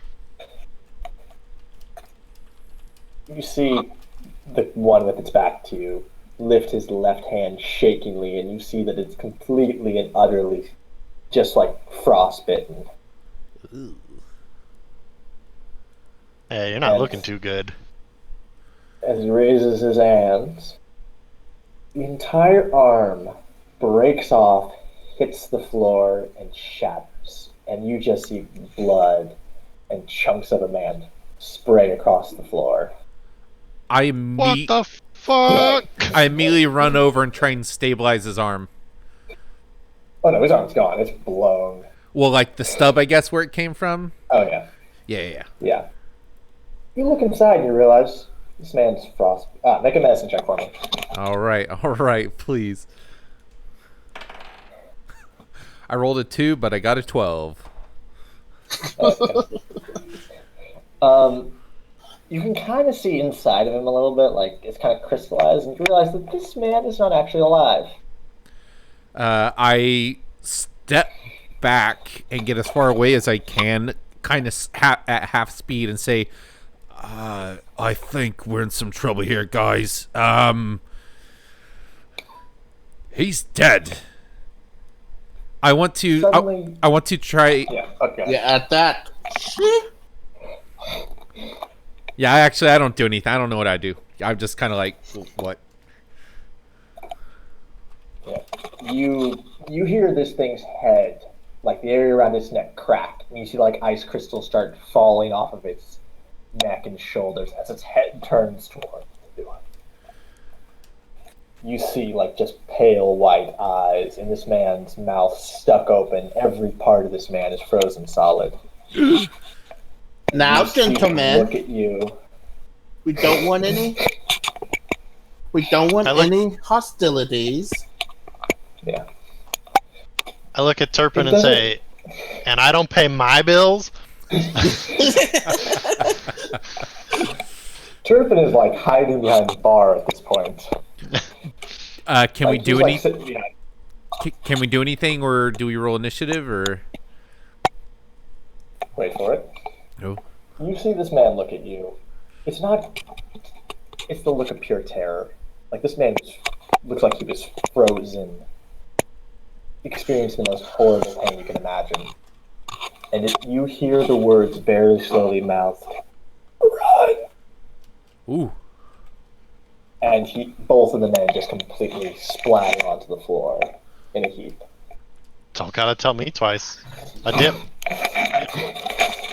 Yeah, you see the blood kind of flows through the stone and out under the doorstep. And all that's left is a pile of bones, like all the flesh, everything that had water in it is officially flowed out the door. I get between that activity and Turpin. I think I'm going to turn to Othmar. Is that normal? I'm already headed out the door.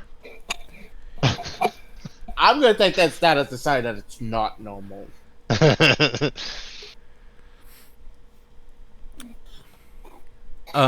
You said everything that's By door, liquid. do you mean out into the street or into the back door into the inn? It flowed out Street. into the square that you guys had walked through. Oh. And so, are you running out that same door it flowed out, or are you going through the back? No, the other door. The back door. The back. I look over at Thea, and I kind of do a head motion to the door. Sure, I'll walk. I'll take a look at the blood and as it goes out the door. I think I'm just going to have one scimitar out. As she walks by, I just want to put my hand on her shoulder and say, "I've got your back," and I cast guidance.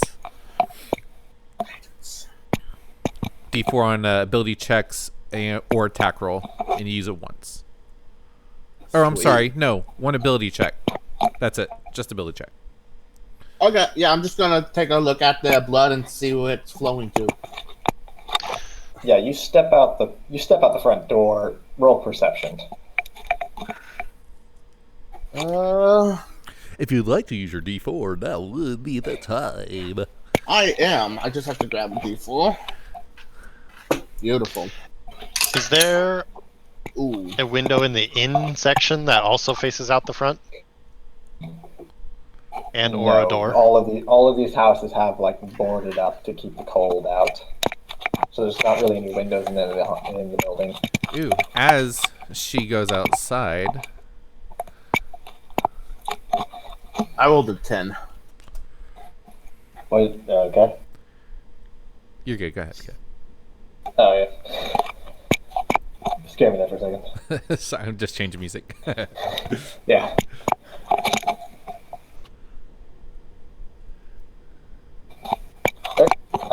What do you do when you go outside, Thea?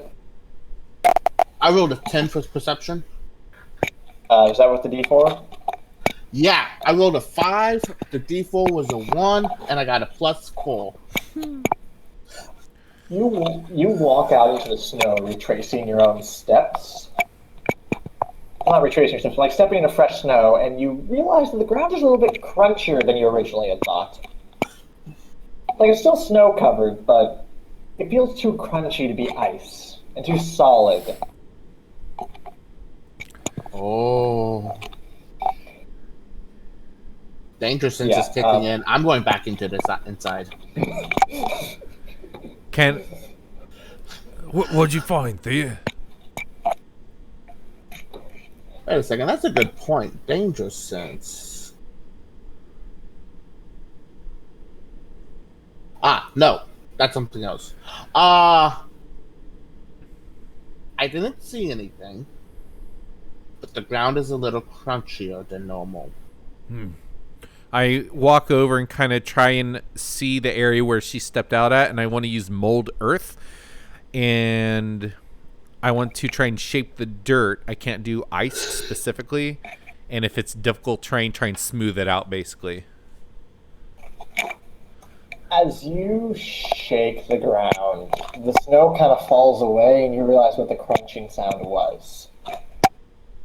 And you suddenly realize why the square was so empty that afternoon. Oh, no. It was all The bones. entire- God damn it. Yeah, the entire square is full of bones hidden under the snow. What? That is so cool.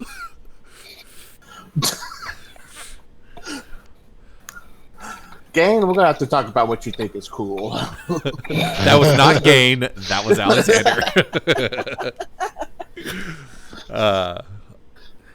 Do I recognize this type of activity with any sort of beast I may have encountered out in the wilderness? Take a nature check.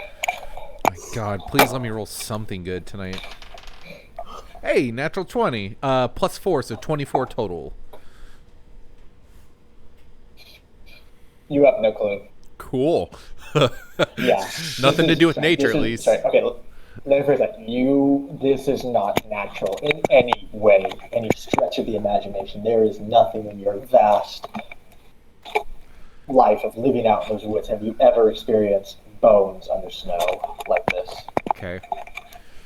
It would take like 50 wolves a week to do this. Thea, should we get Othmar? I have something else I could try, but I don't know if it'll work. Didn't? Go get Othmar. Okay. I walk away and try and locate. First, I check in with Turpin behind the bar, and I say, "Stay there, mate. We'll sort this out. Just stay put." And then I go to the inn area and attempt to find Othmar. Yeah, you saw Turpin loading a crossbow bolt. Okay. This man has owned a bar for many years. Even if it's scary, he's not going to lose. Othmar! Othmar! Othmar, where are you? Looking for damn windows in this bloody inn. It's a damn dead end. Look, I think this is an Gotta excellent... go out the front. I think this is an excellent time for you, me, and Thea to show our skills and, I don't know, take care of a problem. I think we'd have a better chance if we did it together instead of running away like a baby. Are you a baby? You know what my skill is? It's getting away. You hear Turpin yell from the other room, "Othmar, if you do this for me and save what little life I have left in this city, I will forgive you all debts. Hey, well, yeah, right. And give you the bottle of stuff that's been sitting on the mantelpiece since you got here. That fine age stuff." I've been asking for that for years. Let's go. And I turn around and walk Took out. a swig of liquid courage. And pull out my one dagger. Are you a rogue? Yep. I look over at you, and I reach down and grab my one dagger, and I say, Two's better than one, yeah? Always. Sometimes. I extend my arm out to you to take it. I'm holding it by the back end, I guess. Okay, I've got my two daggers. I look over at Thea, and I say, Did you see anything out there? Or? I've been staring out, waiting for Othmar to come back. Have I seen anything? move? No. Just wind blowing. No. Okay. Othmar. Othmar, What's up? didn't Mars say that this place was empty because of something from the south? Was it? Yeah, and she seemed kind of shifty about it too. So I'm thinking she knows exactly what the fuck's going on, and I don't like that bitch now. Who is it? Who? Marius? Some lady Morris we met at the docks. She brought us here. Maybe she... Did she know y'all... I've got daggers. Nice. Does she know... she know that y'all are capable? Maybe she sent you here to take care of it. Or maybe she sent you to feed it. You see Turpin appear from behind the desk, and he's like, I wouldn't think it's her. She's a ritual caster. She only has that one spell book, and anyway, well, as you can kind of freaking tell. Okay, best way to word this is that I do want to get this away. Mars is a ritual caster. The only she can cast with is that book. And the book only has like a couple of basic wizarding spells. She's a straight. I tried to get this across, but she's kind of like Low level cleric or something. no, she's not a little cleric. She's like she's like a logistics person for the company. For like the city. Her job is really just to take people who have requested passage to places. Okay. I'm not saying she's not evil. I'm just saying I'm just saying that would be highly circumstantial, and just because there's a kind of a point behind this, this is the only spoiler I'm going to give you for the entire campaign. She did not do this. Cool. Yeah. I just misread the being shifty then.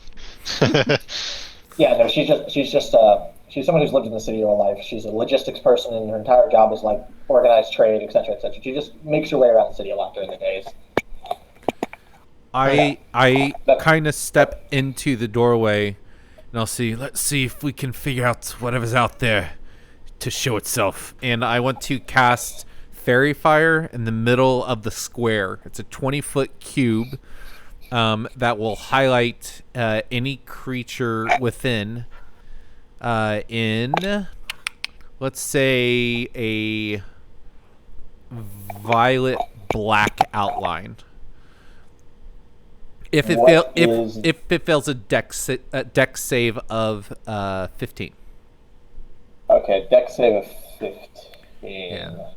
So any creatures, it's more than one creature. Any creature caught up in that 20-foot cube, if they're in the middle of the square. Okay, let me roll some dice then. Oh boy.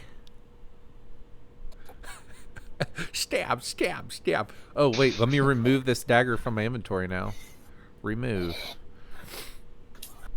Nothing is lit up besides the well and the fountain in the middle. The fountain it's lit up into like it's a creature of some sort then? No, it lights up because Fair's Fire lights up everything. Oh, okay. Yeah. Each object. Oh. But no monsters or anything appears in Fair's Fire. Spell slot used.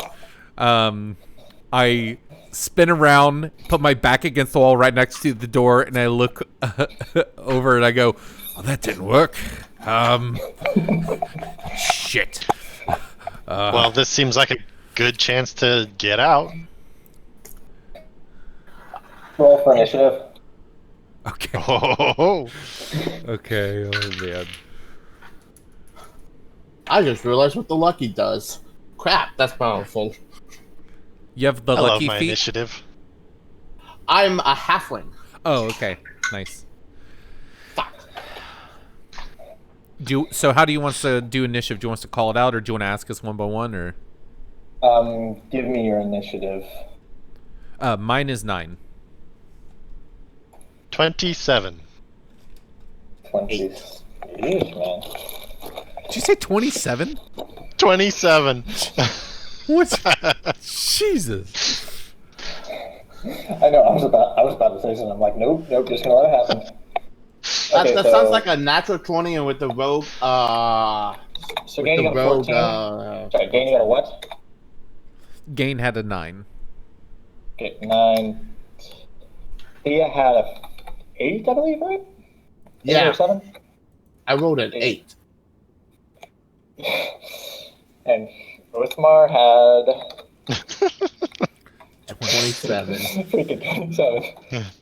Yeah, so it's a Okay. plus 10 is what I have. Jesus. Othmar, you go first. Yeah, I'm looking around. I see nothing to attack, and I'm in the inn at the moment, I guess. Shoot, I'm gonna go run up to the door and like kind of put my back, well, not my back, but like my side. I'm right next to the door, waiting for something to come in. I'm gonna ready a stabby stab for the first non-human to enter. I will stab. Okay. Non-human.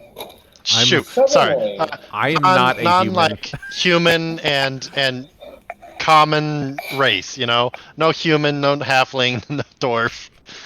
I'm talking monster. First monster to Okay. to show up. Please Yeah. don't kill me. I should say something about the square. The square is about 100 feet in radius. Oh, Jesus.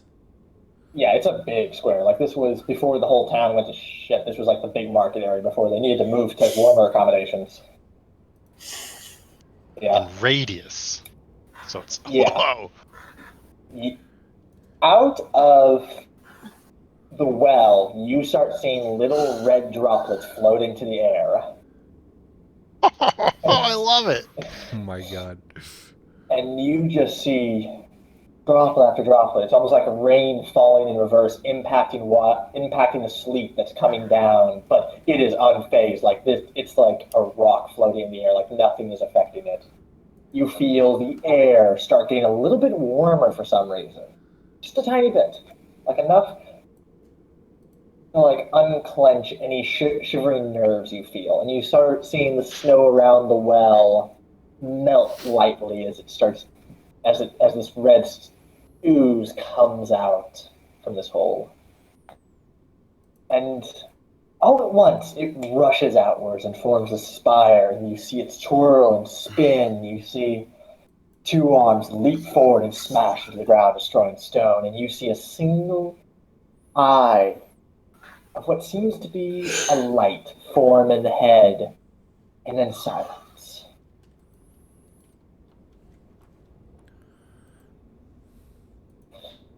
I did not sign up for this.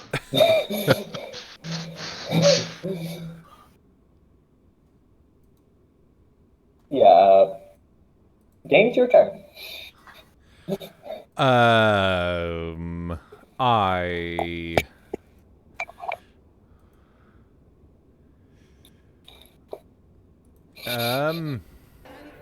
You have about 80 feet between the front door and that thing. about 80 feet. Yeah. Alex, wrong channel for that. Oh, Bot's not in this channel. That's why it doesn't work. well, son of a gun. All right, I'll do it in a second. Bot spam is so that it doesn't spam. That's right. I'll do it for you. Oh, you got it. All right. Okay. Blah. You said 80 feet away? Yeah.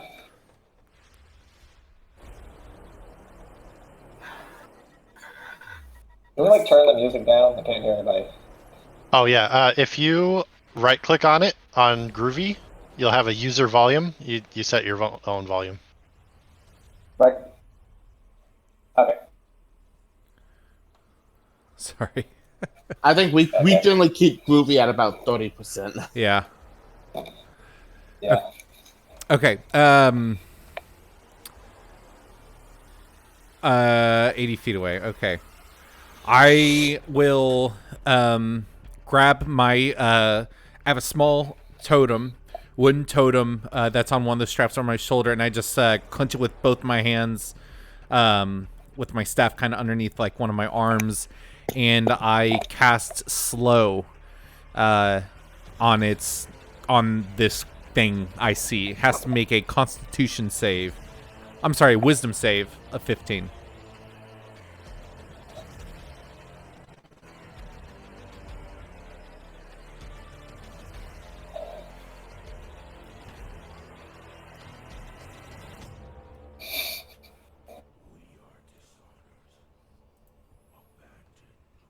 You see no physical effects.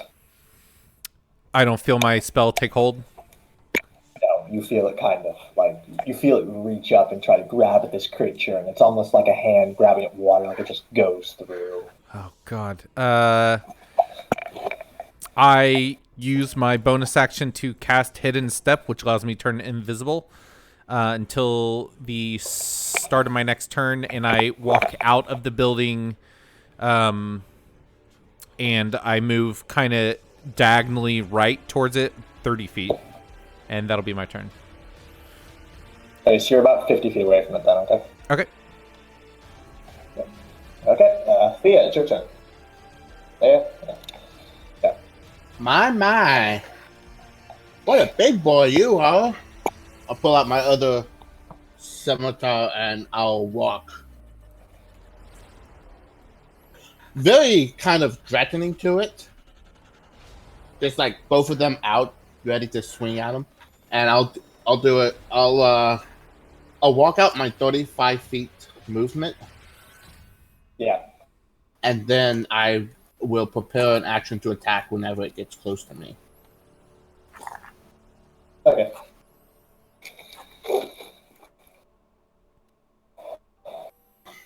It's your turn again, Othmar. All right.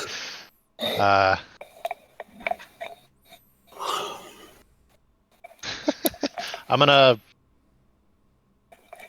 break from my position and run up to stand behind the tiny little halfling. Oh my You're just God. gonna like hunker down behind him and like use your Just- shield. Standing just standing right behind her. Okay.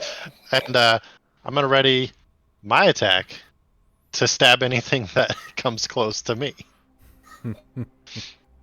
Well, enemy. Okay. That thing. Not just anything, because she's already close to me. I don't want to stab her. Okay. It is now the creature's turn. Its lower half of its body is almost like flowing over the ground, and it reaches its arms forward and pulls itself on the ground towards you guys, and it starts getting about after you. Sorry, it starts getting like it doesn't seem to be going for either of you actually. It seems to be going right past you guys, and after about when it gets about 10 or 15 feet away from you two, it just kind of stops. It just kind of sways back and forth. Its arms kind of feeling over the stone, and you see the bones flowing up inside of it. And suddenly, you see it raise its hand and plunge it into the stone, and you see red lines shoot out towards all of you. Everybody make a Constitution save. Oh, no. Constitution. 15. Natural 20, so 25. Nice. 22. You see this blood run up to you guys, and you see tentacles burst out of the ground, fly towards your faces. But miraculously, you all have prepped. You all have kind of don't know what's going on. You're all on edge, and you dramatically able to knock them out of the way, except for Thea, who literally just holds her scimitars and swings them in a circular pattern, literally just blocking them away in every single manner. Like, these things aren't even a challenge. She's dealt with worse in the woods from thorn whips. And you all are completely safe. The blood flows down after trying to grasp for you and floods back to the creature. And it doesn't seem to be paying any attention to you. Its face is just straight ahead. It doesn't even seem to mind. And Gaine, that's your turn.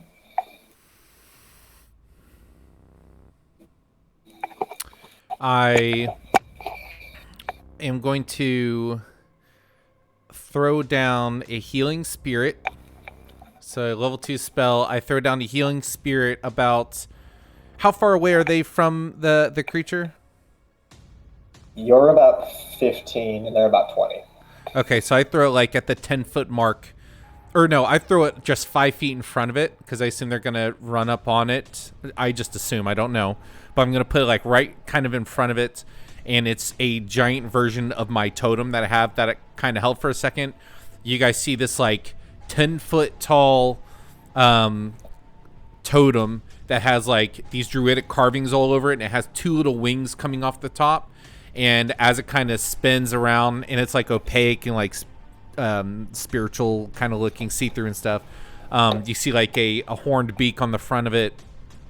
And I yell out, "Run through that if you get injured!" And then I become visible because I cast it started my turn, and then I back up 10 more feet. How far does that put me? You said I was 30 feet away? You're 15, 15. then 20. So if I'm 15, I want to get at least 35, I think. So I'm going to back up 20 feet. And that's my turn. Quick question. Actually, never mind. Never mind, I'll look it up. Go ahead, I'm done.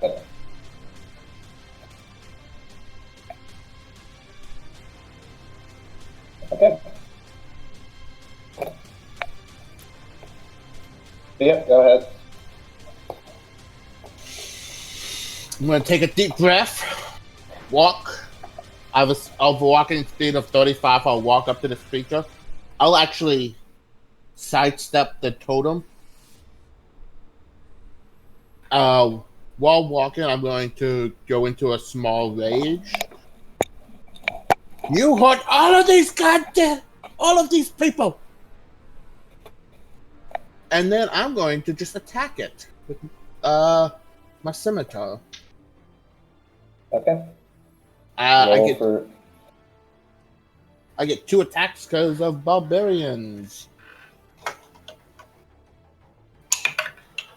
First attack is going to be 15 to hit. Okay, second attack? Does that not hit? No, second attack. 10 to hit. You thrust your scimitars over your shoulders, and one of them glides right through it. It shapes itself around your blade. You're not even touching it. And the other one, hidden slowly behind, quickly following the second one, the first one, as it tries to heal around that first blade, cuts straight through its chest. What's the damage? Let's see. The first attack will get an extra +6, plus a d6 due to zealot of radiant damage. So the first will be a 6. Oh wait, +5, so 11. And you said the other one hit 2? The second attack didn't hit. The second attack, you swung 2 blades. One of them went right through it. The other one managed to pierce. Okay, so 11 total. Okay. With 1 being radiant. Okay. This thing, it doesn't seem in pain, but it kind of like leans back and tries to get some height on you and like looks down at you, Thea. You see its arms like start sweeping like lightly towards you. Oh wait, actually radiant gets a +2. So 13, sorry. New kill. You said it swings towards me? No, it's not swinging towards you. It's just like it's looking down at you like you're its full attention now. I'll just smile at that. The thing just stares blankly at you with its one glowing eye, but you can't really tell what it's thinking. Like if it's focusing on you, if it's just getting ready to attack. You have no clue what this thing is trying to do. Good. I have your attention. And that's all I can do on my turn. Yep.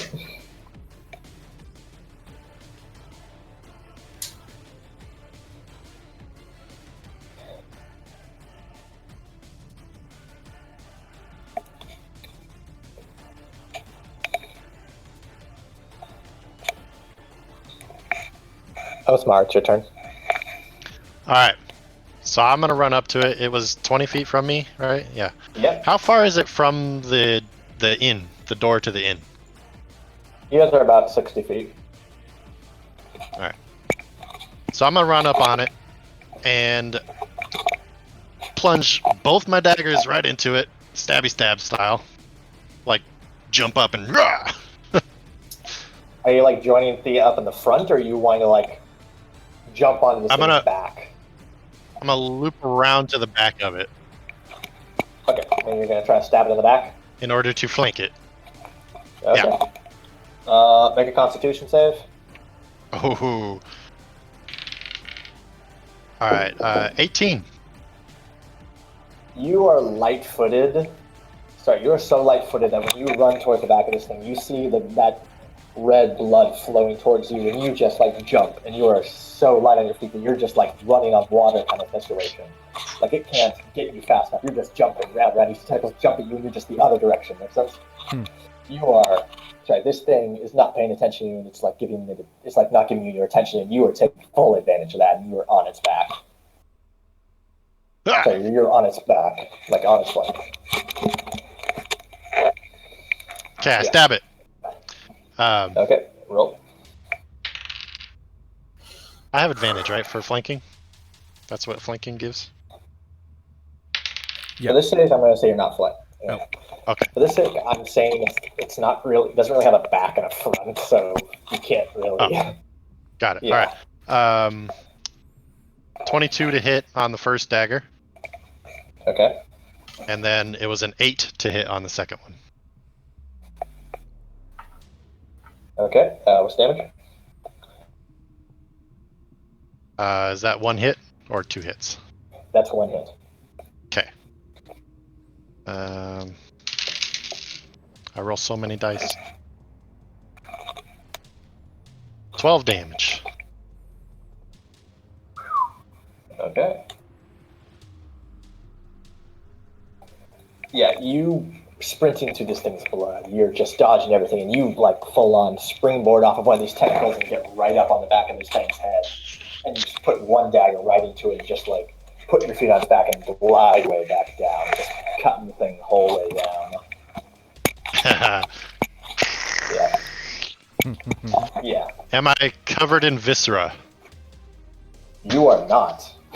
Oh, cool. The blood seems to fly into the air as you cut, then immediately freeze midair and fly right back into the wounds you just made. You know you're doing damage, you can feel it in your heart, but you can't. It just seems to not be doing anything. Sick. Yeah. Okay. This thing. Okay. So,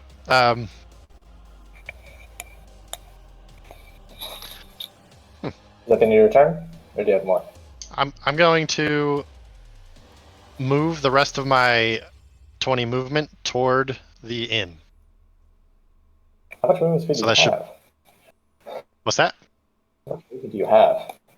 40. Okay, I'm gonna say 'Cause I if got- it was 20 feet away from you. To get it on his flank, you probably would have taken 25. So you get about 15. Okay. You basically run it down the neck. You run it down the back, and then you sprint, and you barely make it out of the blood towards the end. Sorry, make it to solid ground. Cool. Yeah. That'll Yeah. end my turn. Yeah. Alright, well, since I don't need to use a bonus action to rage anymore, I'm going to take my attack action to... It's actually the creature's turn. You come Oh. after Gaine. Yeah. Oh, okay. Yeah. This thing standing up is about 40 feet tall. It is massive. And its two arms turn from knuckles to like almost knife's edges. And it takes a swing at both Othmar and Thea. its right hand just tries to knife hand you straight across, and its left arm just tries to, like, reaches out blindly and tries to strike at Othmar. Yeah, okay. Did Othmar get 15 feet away from the creature? Yeah. It has 15-foot reach with its attack? Yep. Holy crap. This is a homebrew creature. No, I designed it specifically for this campaign. no, it's all good. I was just wondering why it didn't take attack of opportunity. I guess you didn't leave its threshold. I was wondering about that. Yeah. That would actually be... No, wait. Oh, shit. Gaine, I forgot about something. Oh. You were within 15 feet of the thing and you moved out, so you should have taken an opportunity attack. But for the sake of the story, I'm just going to say it wasn't really interested in you at the time, so it didn't make the attack. Cool. Yeah. Yeah. Okay, let me roll some dice here.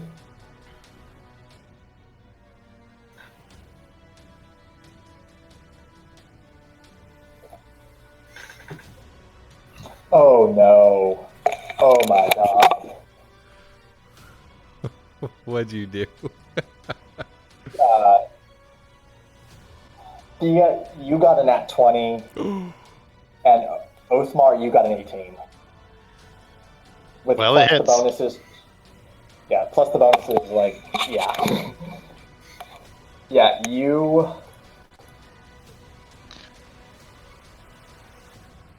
One second. Let me pull it. You both take 2d8 plus 3.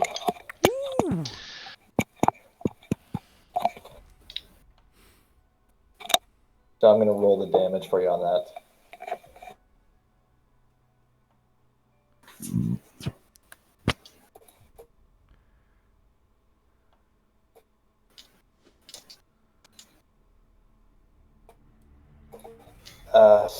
Thea, you take 14 points of damage. Would this happen to be bludgeoning, piercing, or slashing? No, this blade, you brace for impact, and this thing like passes right through you to the other side, and then whips back to the creature's original hand.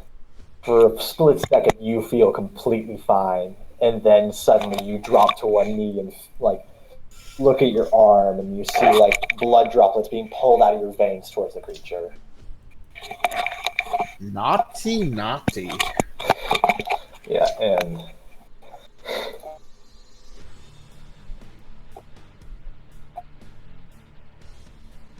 Othmar, you take 11. Okay, as a reaction, I will use Uncanny Dodge to have that damage. Okay, yeah, you've landed perfectly out of this blood, and you stand up, and your instincts tingle for a second. So you take a step forward, and you see like a blade pass like halfway through the middle of you, but you don't feel an inch, and you just kind of stand there for a second, just like the. And you just suddenly feel your back suddenly like hinge up as you look behind you and see the blood from like your back flowing out of you. And so turning towards the pool you just got away from. Maybe it'll get drunk off my blood. Yeah. Oh boy. Yeah. Gaines, it's your turn. I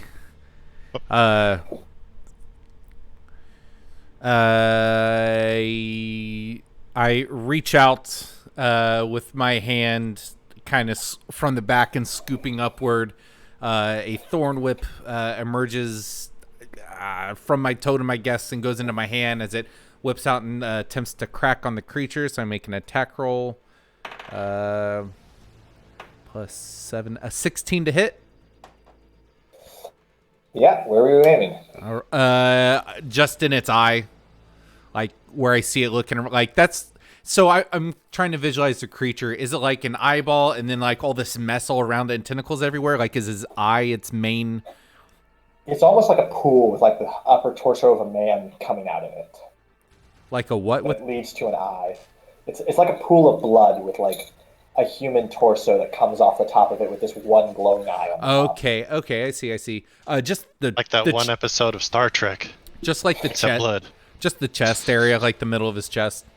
Do you want to pull it towards the ground, or what do you want to pull this thing? Oh God, do I have to pull it? You I pull the recommend it. creature. Okay, yeah, I pull it. I just pull it towards me, which I'm just off to the side a bit. I think I said I ran out like to the right, I guess. So I try and pull it. Yeah. Okay.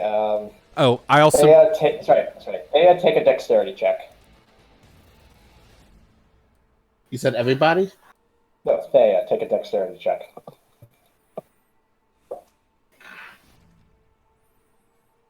Alright, I get advantage on dexterity checks that I can see. Yeah, or make a saving dexterity check. I guess would be the better word for it. A saving throw? Yeah, saving think I throw s- for dexterity. Yeah, still an effect I can see, so I can see it, right? Yeah, you're gonna see. Okay. So with advantage, that's 17. Okay. Can I roll for damage on that thorn whip? Yep, I'll roll it up here. Ooh, 4 and a 5, so 9 damage. Okay. And I had moved 10 feet closer because I was 35 feet away. And so I would have moved like 10 feet closer or so. So if I pull it 10 feet towards me, then it'd be 15 feet away from me at this point. Yeah, you run towards this creature, which in my mind is complete lunacy, Right? and you shoot up your thorn whip and actually somehow manage to grab its eye.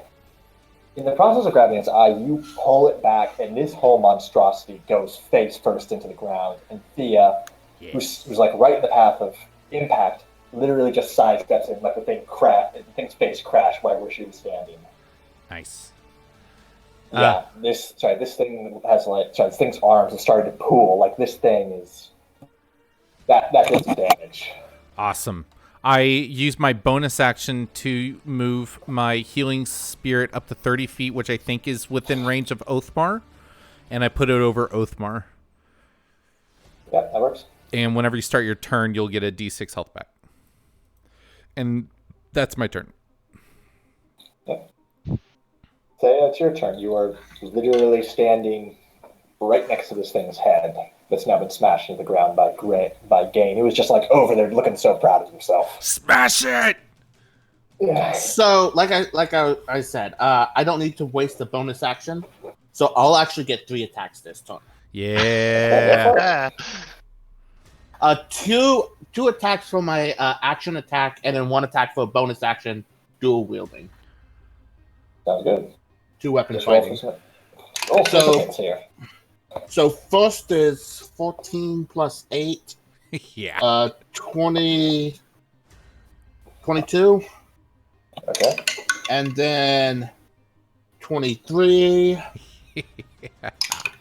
and then 20. What the hell? I need to get a spell that empowers your weapons. I think that's because I think I still get the bonus for the 2 weapon. I just don't get the +5 to my 2 weapons. Yeah, roll damage. So the first damage is going to be 2d6, with this one being radiant. Yeah. So that's 6 radiant and then 11 non-radiant. Jeez. Next one. 7 just straight up slicing. Okay. And then the last one is 5 slicing. Nice. Good job, Peter. Okay, so that's 28 damage. Jeez. Yeah, you literally just stand there as this thing hits the ground, bringing your swords and really just thrust both of them simultaneously into the thing's core, and you hear a cracking sound. Yes, we do.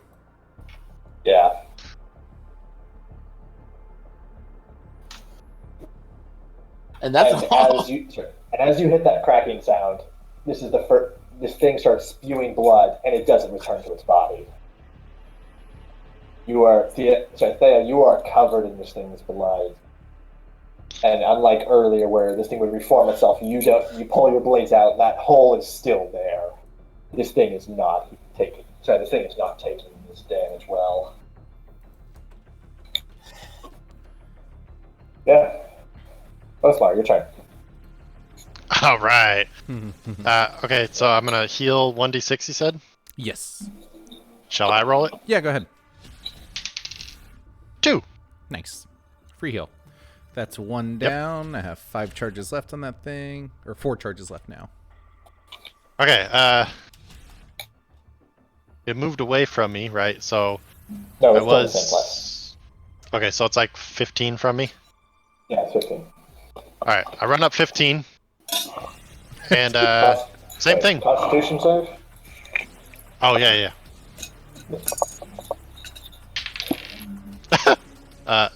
Natural 1 for a total of 4. Hey.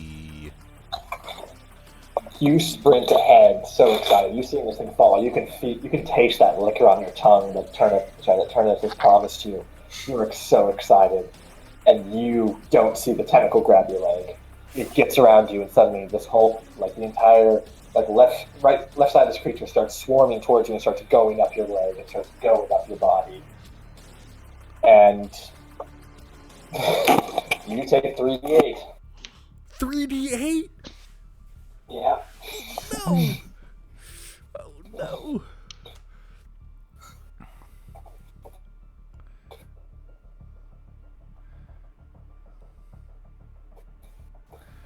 Oh my gosh, I'm rethinking every spell selection I made.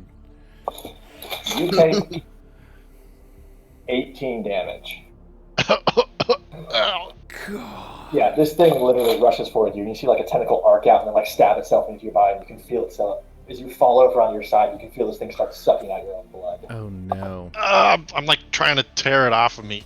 Yeah, but every time you grab it and throw it away, it goes away, but it's replaced by twice as much more the next second. You are being completely and utterly consumed by this thing. Oh no. And I'm screaming. Yeah. Yeah, you are very much screaming. This thing has about 9 to 10 prongs inside your body sucking your blood. Wow. Yeah. I know you're not doing... How much health do you have left? 17. Oh. Okay. Jeez. And how much health do you two have now, actually? I have 43. God! Is that a lot? I have 28. Did you... No, I mean, What's your how much constitution? current health? Oh, 0. 17 total. I mean, current. How much health do you have left? 26. 42. Okay. I am a barbarian. I mean, Constitution is tied for my highest stat, so... Okay, okay. Yeah. Okay, this thing gets up off the ground. It raises its head. And it looks down at you, Thea. And it looks over at you. Physically not possible, but you can feel it piercing your soul from that thing's eye. And you see the thing raise its arm, and you see it dip into the ground, and you see those red lines coming for you again. Constitution saves. Constitution. For everyone, you... Both of us? For both of you. He's kind of already in the situation you are. Oh, jeez. 7. I'm currently 15 feet away as well. Do I need to do it? Is that Gaine? Yeah. Yeah. You need to hit Constitution save. Okay. 21. 4. Wait. Okay. Okay. Sorry, God. Yeah. Gaine, as you stand there, proud of your throw, you see this thing, get up faster than you think it probably should, and suddenly you feel things hit your back, and you turn behind and see, a little drainage thing behind you, and you see the red blood coming out. This thing flank attacked you. Oh, no. And you didn't see it coming. And you just feel the blood coming from your body. You're going to take 2d8. Okay. I have to roll to maintain my heal, but I have advantage because I'm a Warcaster. Let's see how much damage I take first. You take 3 points of damage. You said 3? Yeah. All right, I can deal with that. Thank God. I got a 2 and a 1. All right, let's see if I roll better. Let's see if I roll better in let's see, con Yeah. save plus 0. Better in 10. 2 Let's dice. go- 12. Yeah, Okay. Let's go with this. Those things arc for your back, but you have such heavy clothes that like you can feel them like trying to get through your clothes, and you feel like one poke through, and that's about it. Ah! You can feel it. You can feel a little bit of ballistic. And Thea, you just stand there, and these things arc at you, and you just casually like swing your scimitars at them and block them. Like you're just a master of these things. Nothing can stop you. This creature is going to die at your hands, and you know it right now. Yeah. Gaine. Oh, make a Constitution save. Who, me? I'm sorry. The thing is sucking your blood. Make a Constitution save again? Yeah. Okay. 7. Okay. Am I taking more damage? You're gonna take 11 points of damage. You feel those things, as you like prep whatever you're about to do, you feel like 5 or 6 more of those things break through your cloak and finally reach you as they start pulling blood from you. All right, let me make a con save to see if my spell stays up. I rolled a 6 and a 2, so healing spirit drops. No longer concentrating on a spell. I will. I am not looking good. I'm going to. Oh, it's a bonus action to cast Healing Spirit. I cast Healing Spirit, and I drop it right on top of myself. So bonus action, a 3rd level Healing Spirit. It's my last 3rd level slot. I'm going to go and roll up my dice. I regain 7 health. And then I'm going to use my main action to use my last wild shape, because I used one turn to a rat like a fucking idiot earlier. And yeah. I'm just going to turn into a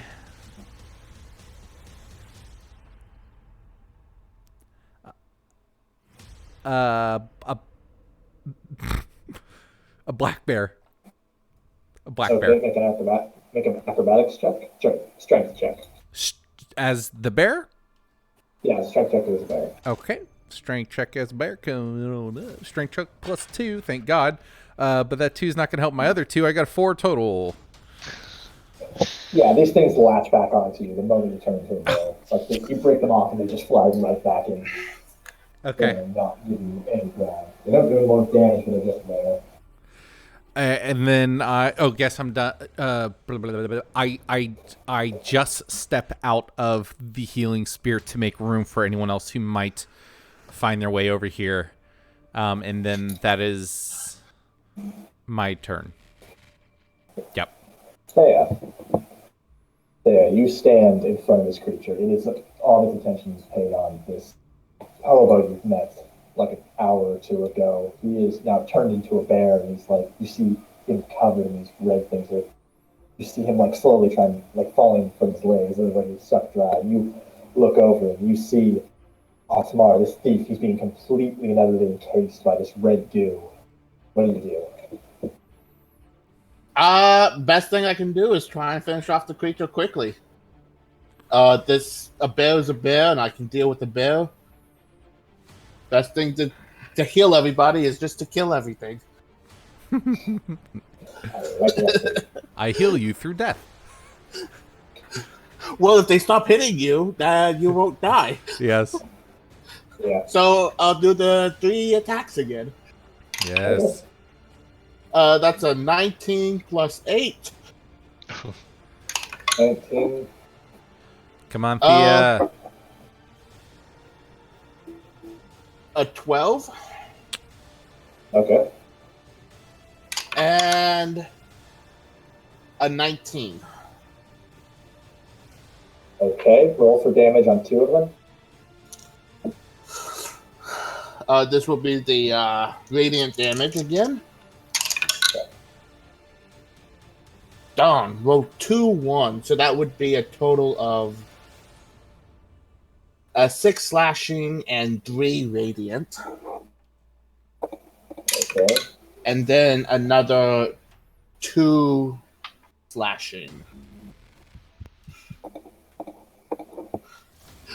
After such a great turn last time, it's just Yeah. Black You are bear. high off this adrenaline. This is the adventure you've been seeking. You feel like something that you thought was dead within inside of you well up, and you charge straight into this thing. You jump, and you feel both of your blades like go into the thing, and you see your ultimate horror. You see this thing's body shape around your blades, and your head and your sword, your scimitars fall through. But the thing, for some reason, is slow, and you just nick the bottom of its body with your blades. But you largely were way overestimated what was about to happen there. Hey, James, you're getting a little bit hard to hear again. Oh yeah, where did you? Sorry, where did you? Where did I? Where did you last hear me? I I got the think gist of it. It Yeah. was just hard to hear. yeah. Oh, okay. Yeah. So yeah, now. Yep. Gaine. Sorry. Is that the end of your turn? Yeah, that's my action. My bonus action, moving out, isn't something I do. That's the barbarian we know and love. Yeah. I mean, I'm real I can be. I'm doing what I can. Yeah. So that's all I can do. Yep. Yeah. Sorry, Othmar. Make a Constitution check. Come on, Othmar.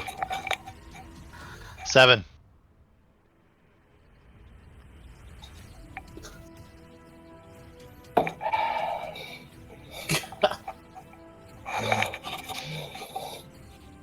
How much health you got left? 17. He's all right. He sees Last time it hit me for 18, so he sees, You take 4 points. You take 4 points of damage, and this thing is ever creeping up higher on you. Yeah. Actually, roll me a. Actually, you know what? That would actually make sense. Roll me a acrobatics check. jump. 12. Sorry, 11. No. I'm bad at math. No, never mind. Yeah, you're still being covered in this thing.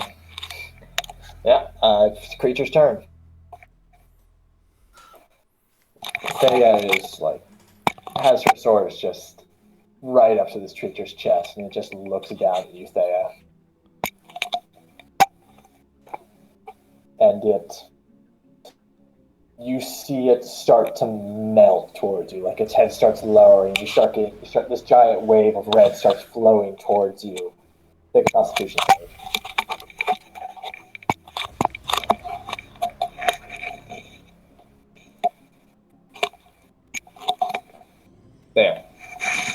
There. Peter. Oh, yeah, sorry. You're Thea. Actually, you know what? Not a Constitution check, since you're not there. Make a acrobatic check. Using my lucky feet Nice. Oh, Jeez. to a 19. There we go. Plus, acrobatics is a +5 at 24. Yes. You've been really keeping up on those morning exercises and going to those town dances because you just dance circles around this thing trying to take you down. And So not playing bingo? Outflow consume you. Nope, this is not usual training. Yeah, roll a d10. Let me pull up my d10s. 8. As you're jumping backwards and dodging, you see an opportunity and you swing that sword right near its neck and get a very clean cut through it before you back up a couple more feet. Excellent. Yeah. Okay. as this thing flows out, and you're so busy dodging it, you don't see that right arm swing towards you. Make a Constitution save. Oh my gosh. Constitution. That is an 8.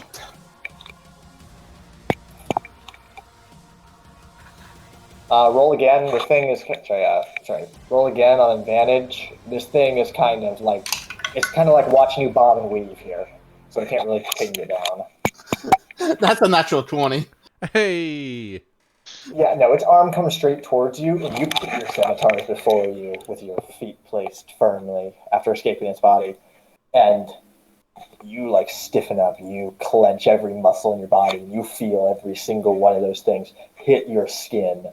And you feel the entire like arm brush over you, and then once it's over, you open your eyes, you look at your arms, and look at your body, and there's not a single penetration. Your skin is like iron compared to that thing.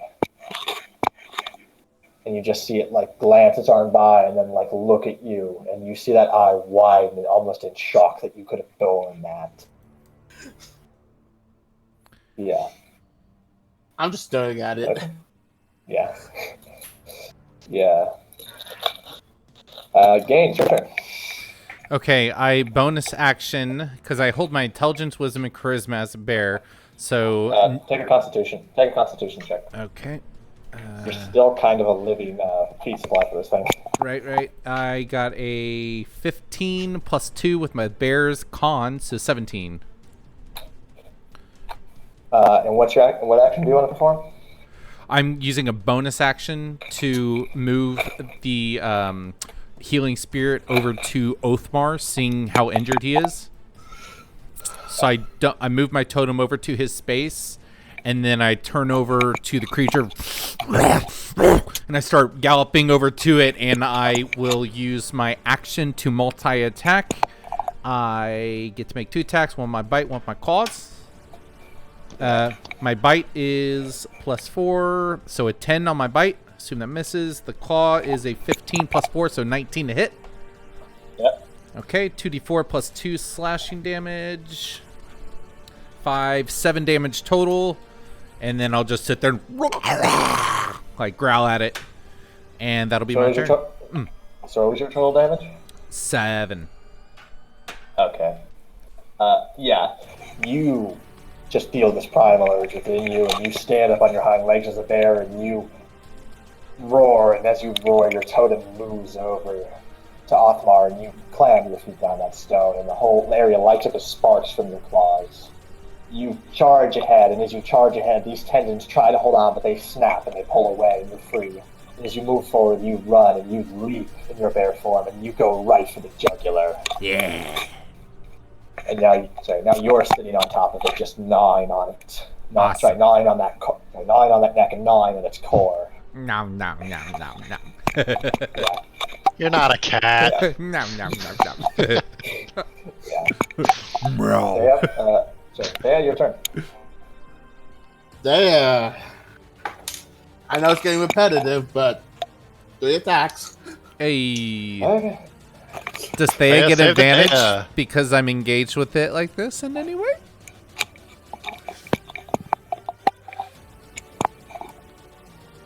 What was the question? I was just kidding. I was just saying if Thea gets advantage because I'm on its throat. No, it's an orbless blob. You're not really like That's constraining right. it. That's right. So that is a my math is coming hard today. A 13, a 22, and a 17.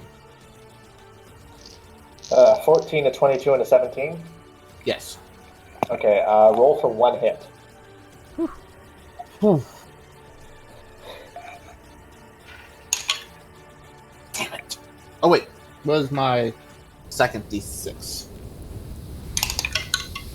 Hey, that's a better one. I have 6 Sorry, did you say slashing. 14? Did you say 14 or 17? One of them was a 17. Okay, sorry then. 2 hits. 2 hits. 2 hits, okay. So 6 slashing, 8 radiant, and then just 2 slashing. Okay. As Gaine, this wolf creature, gnaws down at its neck, its orb tries to get as far away from this barrier as it can, and it goes right into your line of attack. And you just rush towards it, slide under its head, trying to escape, as it's like trying to get into the ground to escape, and you like just ram your 2 blades right into its core. So now this thing has a bear literally gnawing on it, and a tiefling that's literally like sitting under its core with both blades, trying to like pry it open, using their raw strength to crack it in half. Yeah. Okay. Othmar, your turn. Can I start with the heal? You can Before start with a con the save? gun roll. Yeah. It's it's 2d6. Alright, I heal for 3. It's Oh, 2d6. 2d6. Yeah, Hell yes. I cast that at 3rd level. It's my last 3rd level slot. Oh, hell yeah, I heal for 9. Hey. Okay. And Roll a Constitution save. Okay, roll a Constitution save with advantage because of everything going on with the creature's mind. Wow, I rolled 2 17s. yeah. Plus 3 is 20. Okay, you are laying there, and this thing has almost reached your mouth, and suddenly you see a totem just like materialize out of nowhere kind of situation, and that thing just blasts off like a beam that goes inside of you, and suddenly you feel strength, and you suddenly burst your arm out of this blood, and you just Awesome. put your foot, you push on the ground, and you just jump up to your feet, and the blood goes for you, and you pull out your dagger, and you just slice through those tentacles, and they try to take you again. Awesome. Now your turn. I run to it and stab it angrily with all my might. Okay. I hate Roll this for thing. attack. Yeah. Alright, both my daggers. 2 weapon fighting. Okay. Alright, I got a 17 and a 21. Both of those hits. Roll for damage. Nice. Sweet. Alright. This is gonna be a huge one. Because, yeah, you're both within 5 feet of it. Here's all the dice in the world.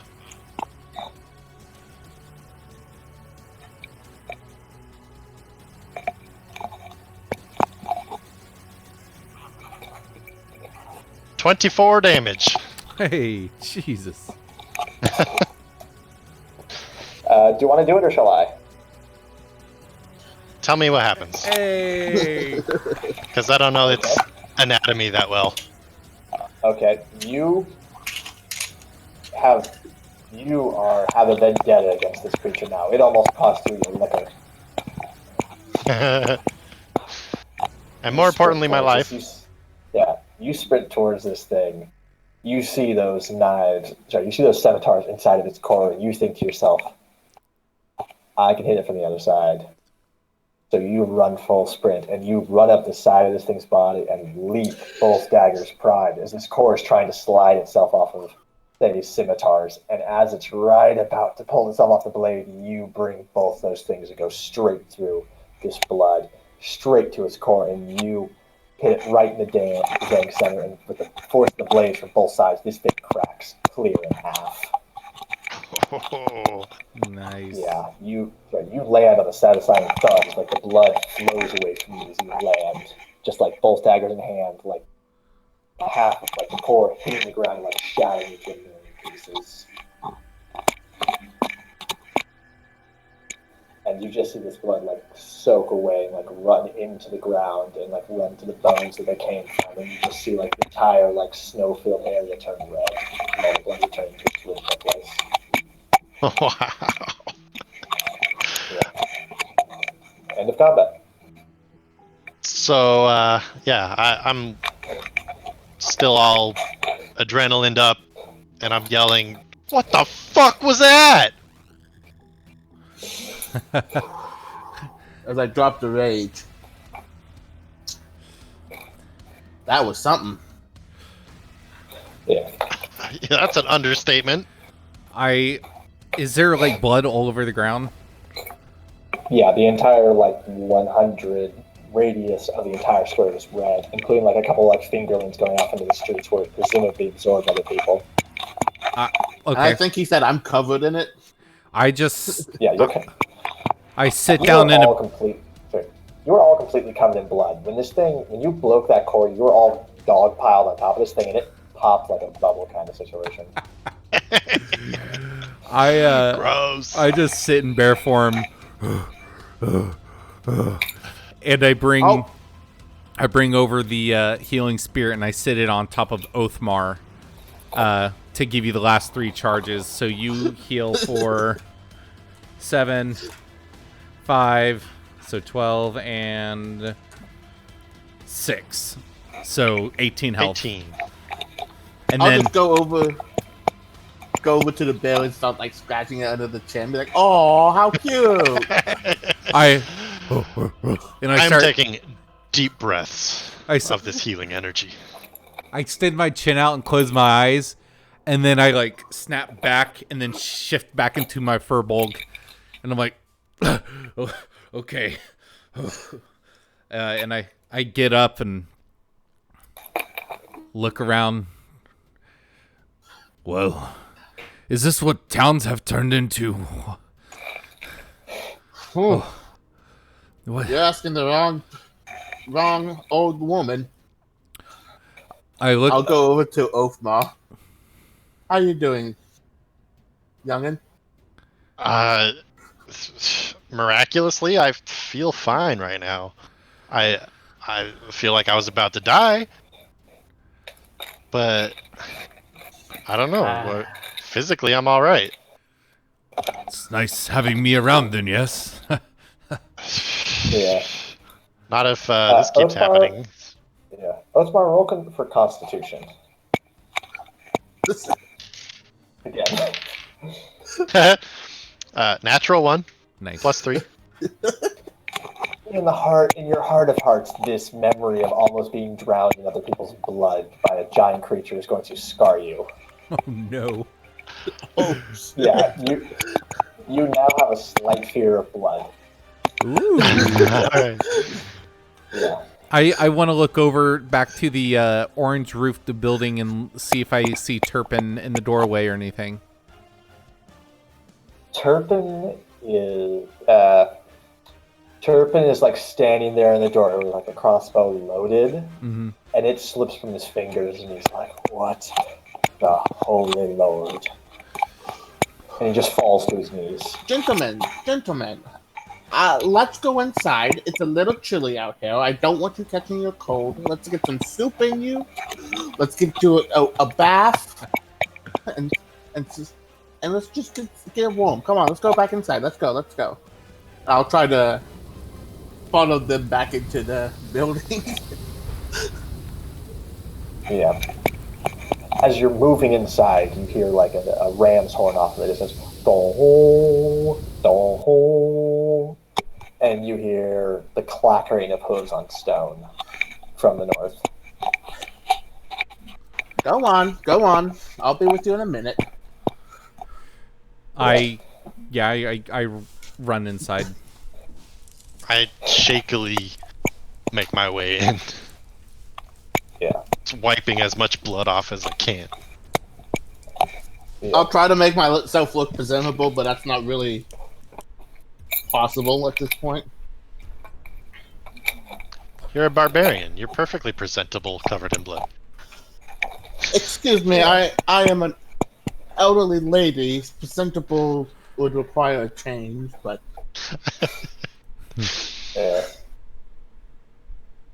Yeah. Thea, you walk around the corner. As you turn the corner, you see 50 ram-mounted dwarves with full plate armor, and each carrying a full warhammer, just riding down the main road towards the square.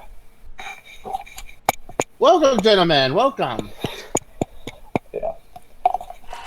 As they pull up, The creature's over there. Yeah. As they pull up, a unhelmeted dwarf with a very long brown beard jumps off of his ram and literally just wails his hammer to the ground, and it stays there, like at a 45-degree angle. Like, this man's been alive, fortunately, just like, and you hear him speak. What the living hell happened here? I go away for 5 minutes. 5 damn minutes. And the next thing I know, there's blood all over my square. I don't get paid enough for this shit. I don't. You, what happened here? It was. I don't fully know. This thing came out of the fountain. But the fountain isn't turned on, so I'm not sure how it quite got out of it. Well, of course, the fountain hasn't been turned on for 20 years. He, like, strolls past you and, like, reaches, like, kneels down and, like, grabs a big mess handful of, like, bloody snow and, like, throws on the ground after examining. It's like, what the? How? It just came after us. I think it tried to steal my blood a few times. But you know us, halflings. We got thick skins. And a couple of slashes, and Othmar actually was the one who took it down. Oh, that what? Who the hell are you talking about?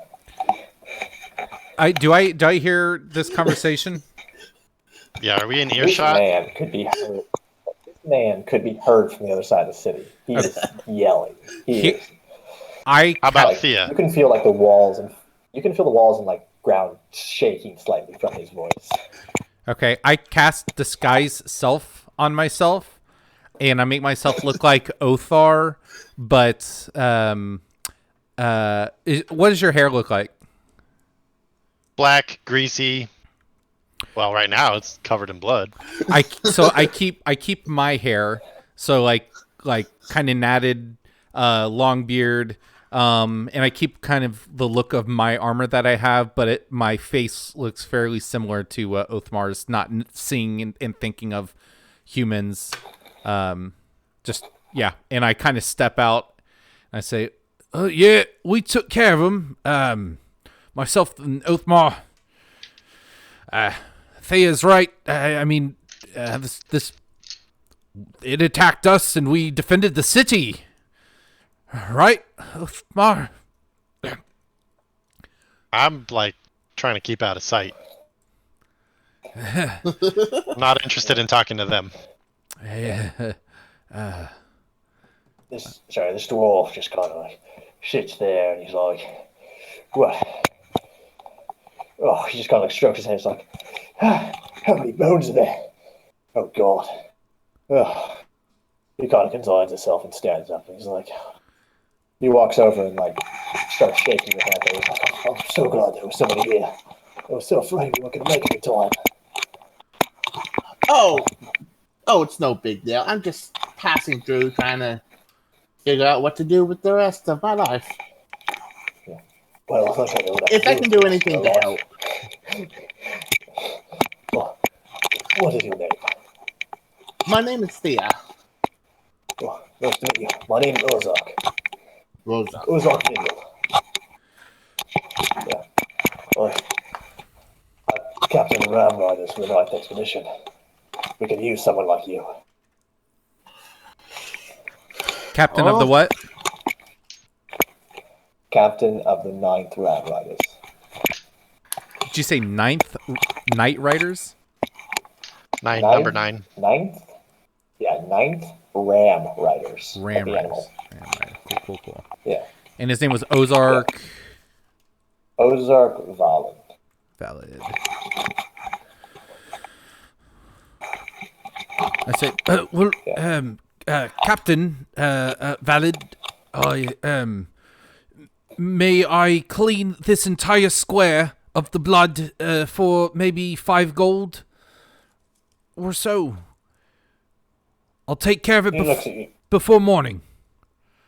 He looks at you sternly. What are you going to do with that blood? Drain it away. Oh, no. What wouldn't do? We have to collect the bones and the blood. We have to at least give them somewhat of a proper burial. That's the least we can offer in this hellhole. Right. Yeah. Say what? I'll I'll talk to my commander. Get you guys a reward for this. Don't worry about the grounds. I'll talk to the logistics corps. Get them to clean it up. You, But yeah, you said you were if doing an if you have any- expedition. Yes. As you've seen the news, so I guess I should explain this. The city is run off of hot springs. The hot water is pumped here and used to keep everything warm. That's the main reason we're able to survive up here. There's been reports from scouts about the only second known hot spring in this entire northern area, and they want to set an expedition to try to tap it and establish a new frontier city out there. Wow. So there's the second most hot spring out there, and they're trying to start another city. Is that what you said? Yes, there's lots of people out there that survive and cannibalize and do terrible things to each other survive. This city they call it the Salvation of the North because it's the only city that still has a ounce of decency left. They're hoping that establishing another city out in the frontier where there's a lot of people just trying to survive will help revitalize the area at least a little bit, or at least give people a place to live, and commune to, so that we can try to attempt to rebuild this area. It's not a great adventure. It's not a hopeful expedition, but it's all we have left up here is hope. So whatever little we can get, we'll take. Well, that will. I think that would give me a purpose again. I have been meaning to just travel out to try and find a purpose. Well, take this as a sign then. He walks over to his ram and you see on the side of the ram there's a bunch of metal medallions that all have the same kind of symbol on them. It's it looks like a ram head, and he snaps one off of his chainmail, walks over and hands it to you and says, "You've done us a great service today. Take this. If you want to join the expedition, show them. Or if you're in any trouble, just show them, and I will owe you one great favor for what you've done for me today."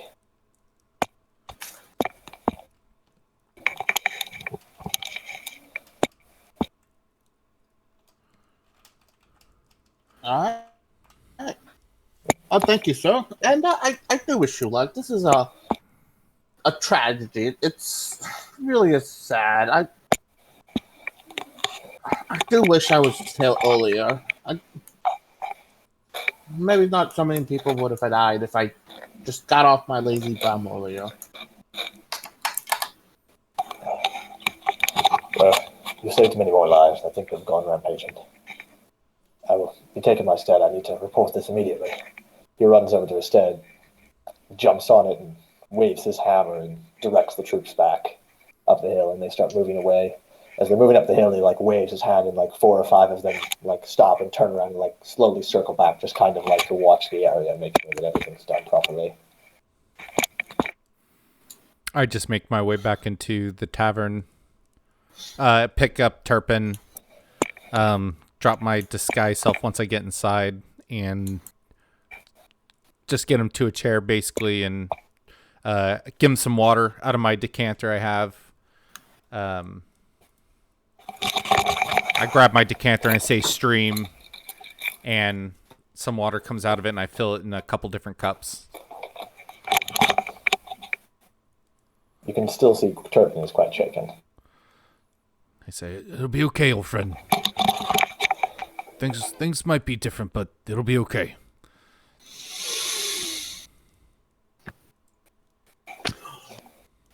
Yeah. Oh, thank you, sir. And I'll drink the water.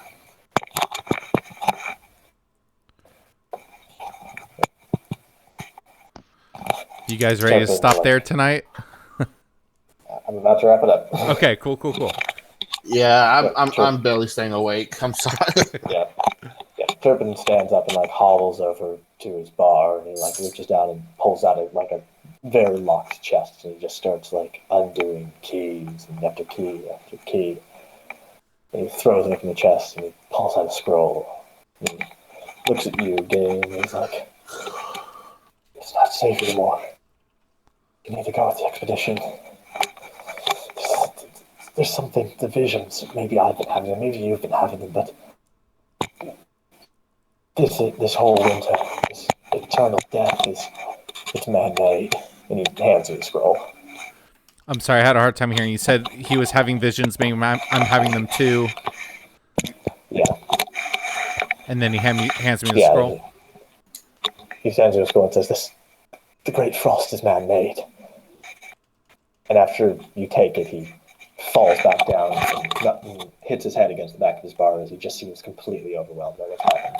Okay. And that would be the end of the game. Cool. All right. That was fun. Holy cow. That was stressful. That's my first time DMing. Dude. Hey, you did good. That was fantastic. Yeah, you did better than I think I ever have in my 4 years of BSing around. Holy crap. Oh, dude. Oh, man, you've done it now, man. I've never played such a charismatic character. That is so good. Yeah, you were the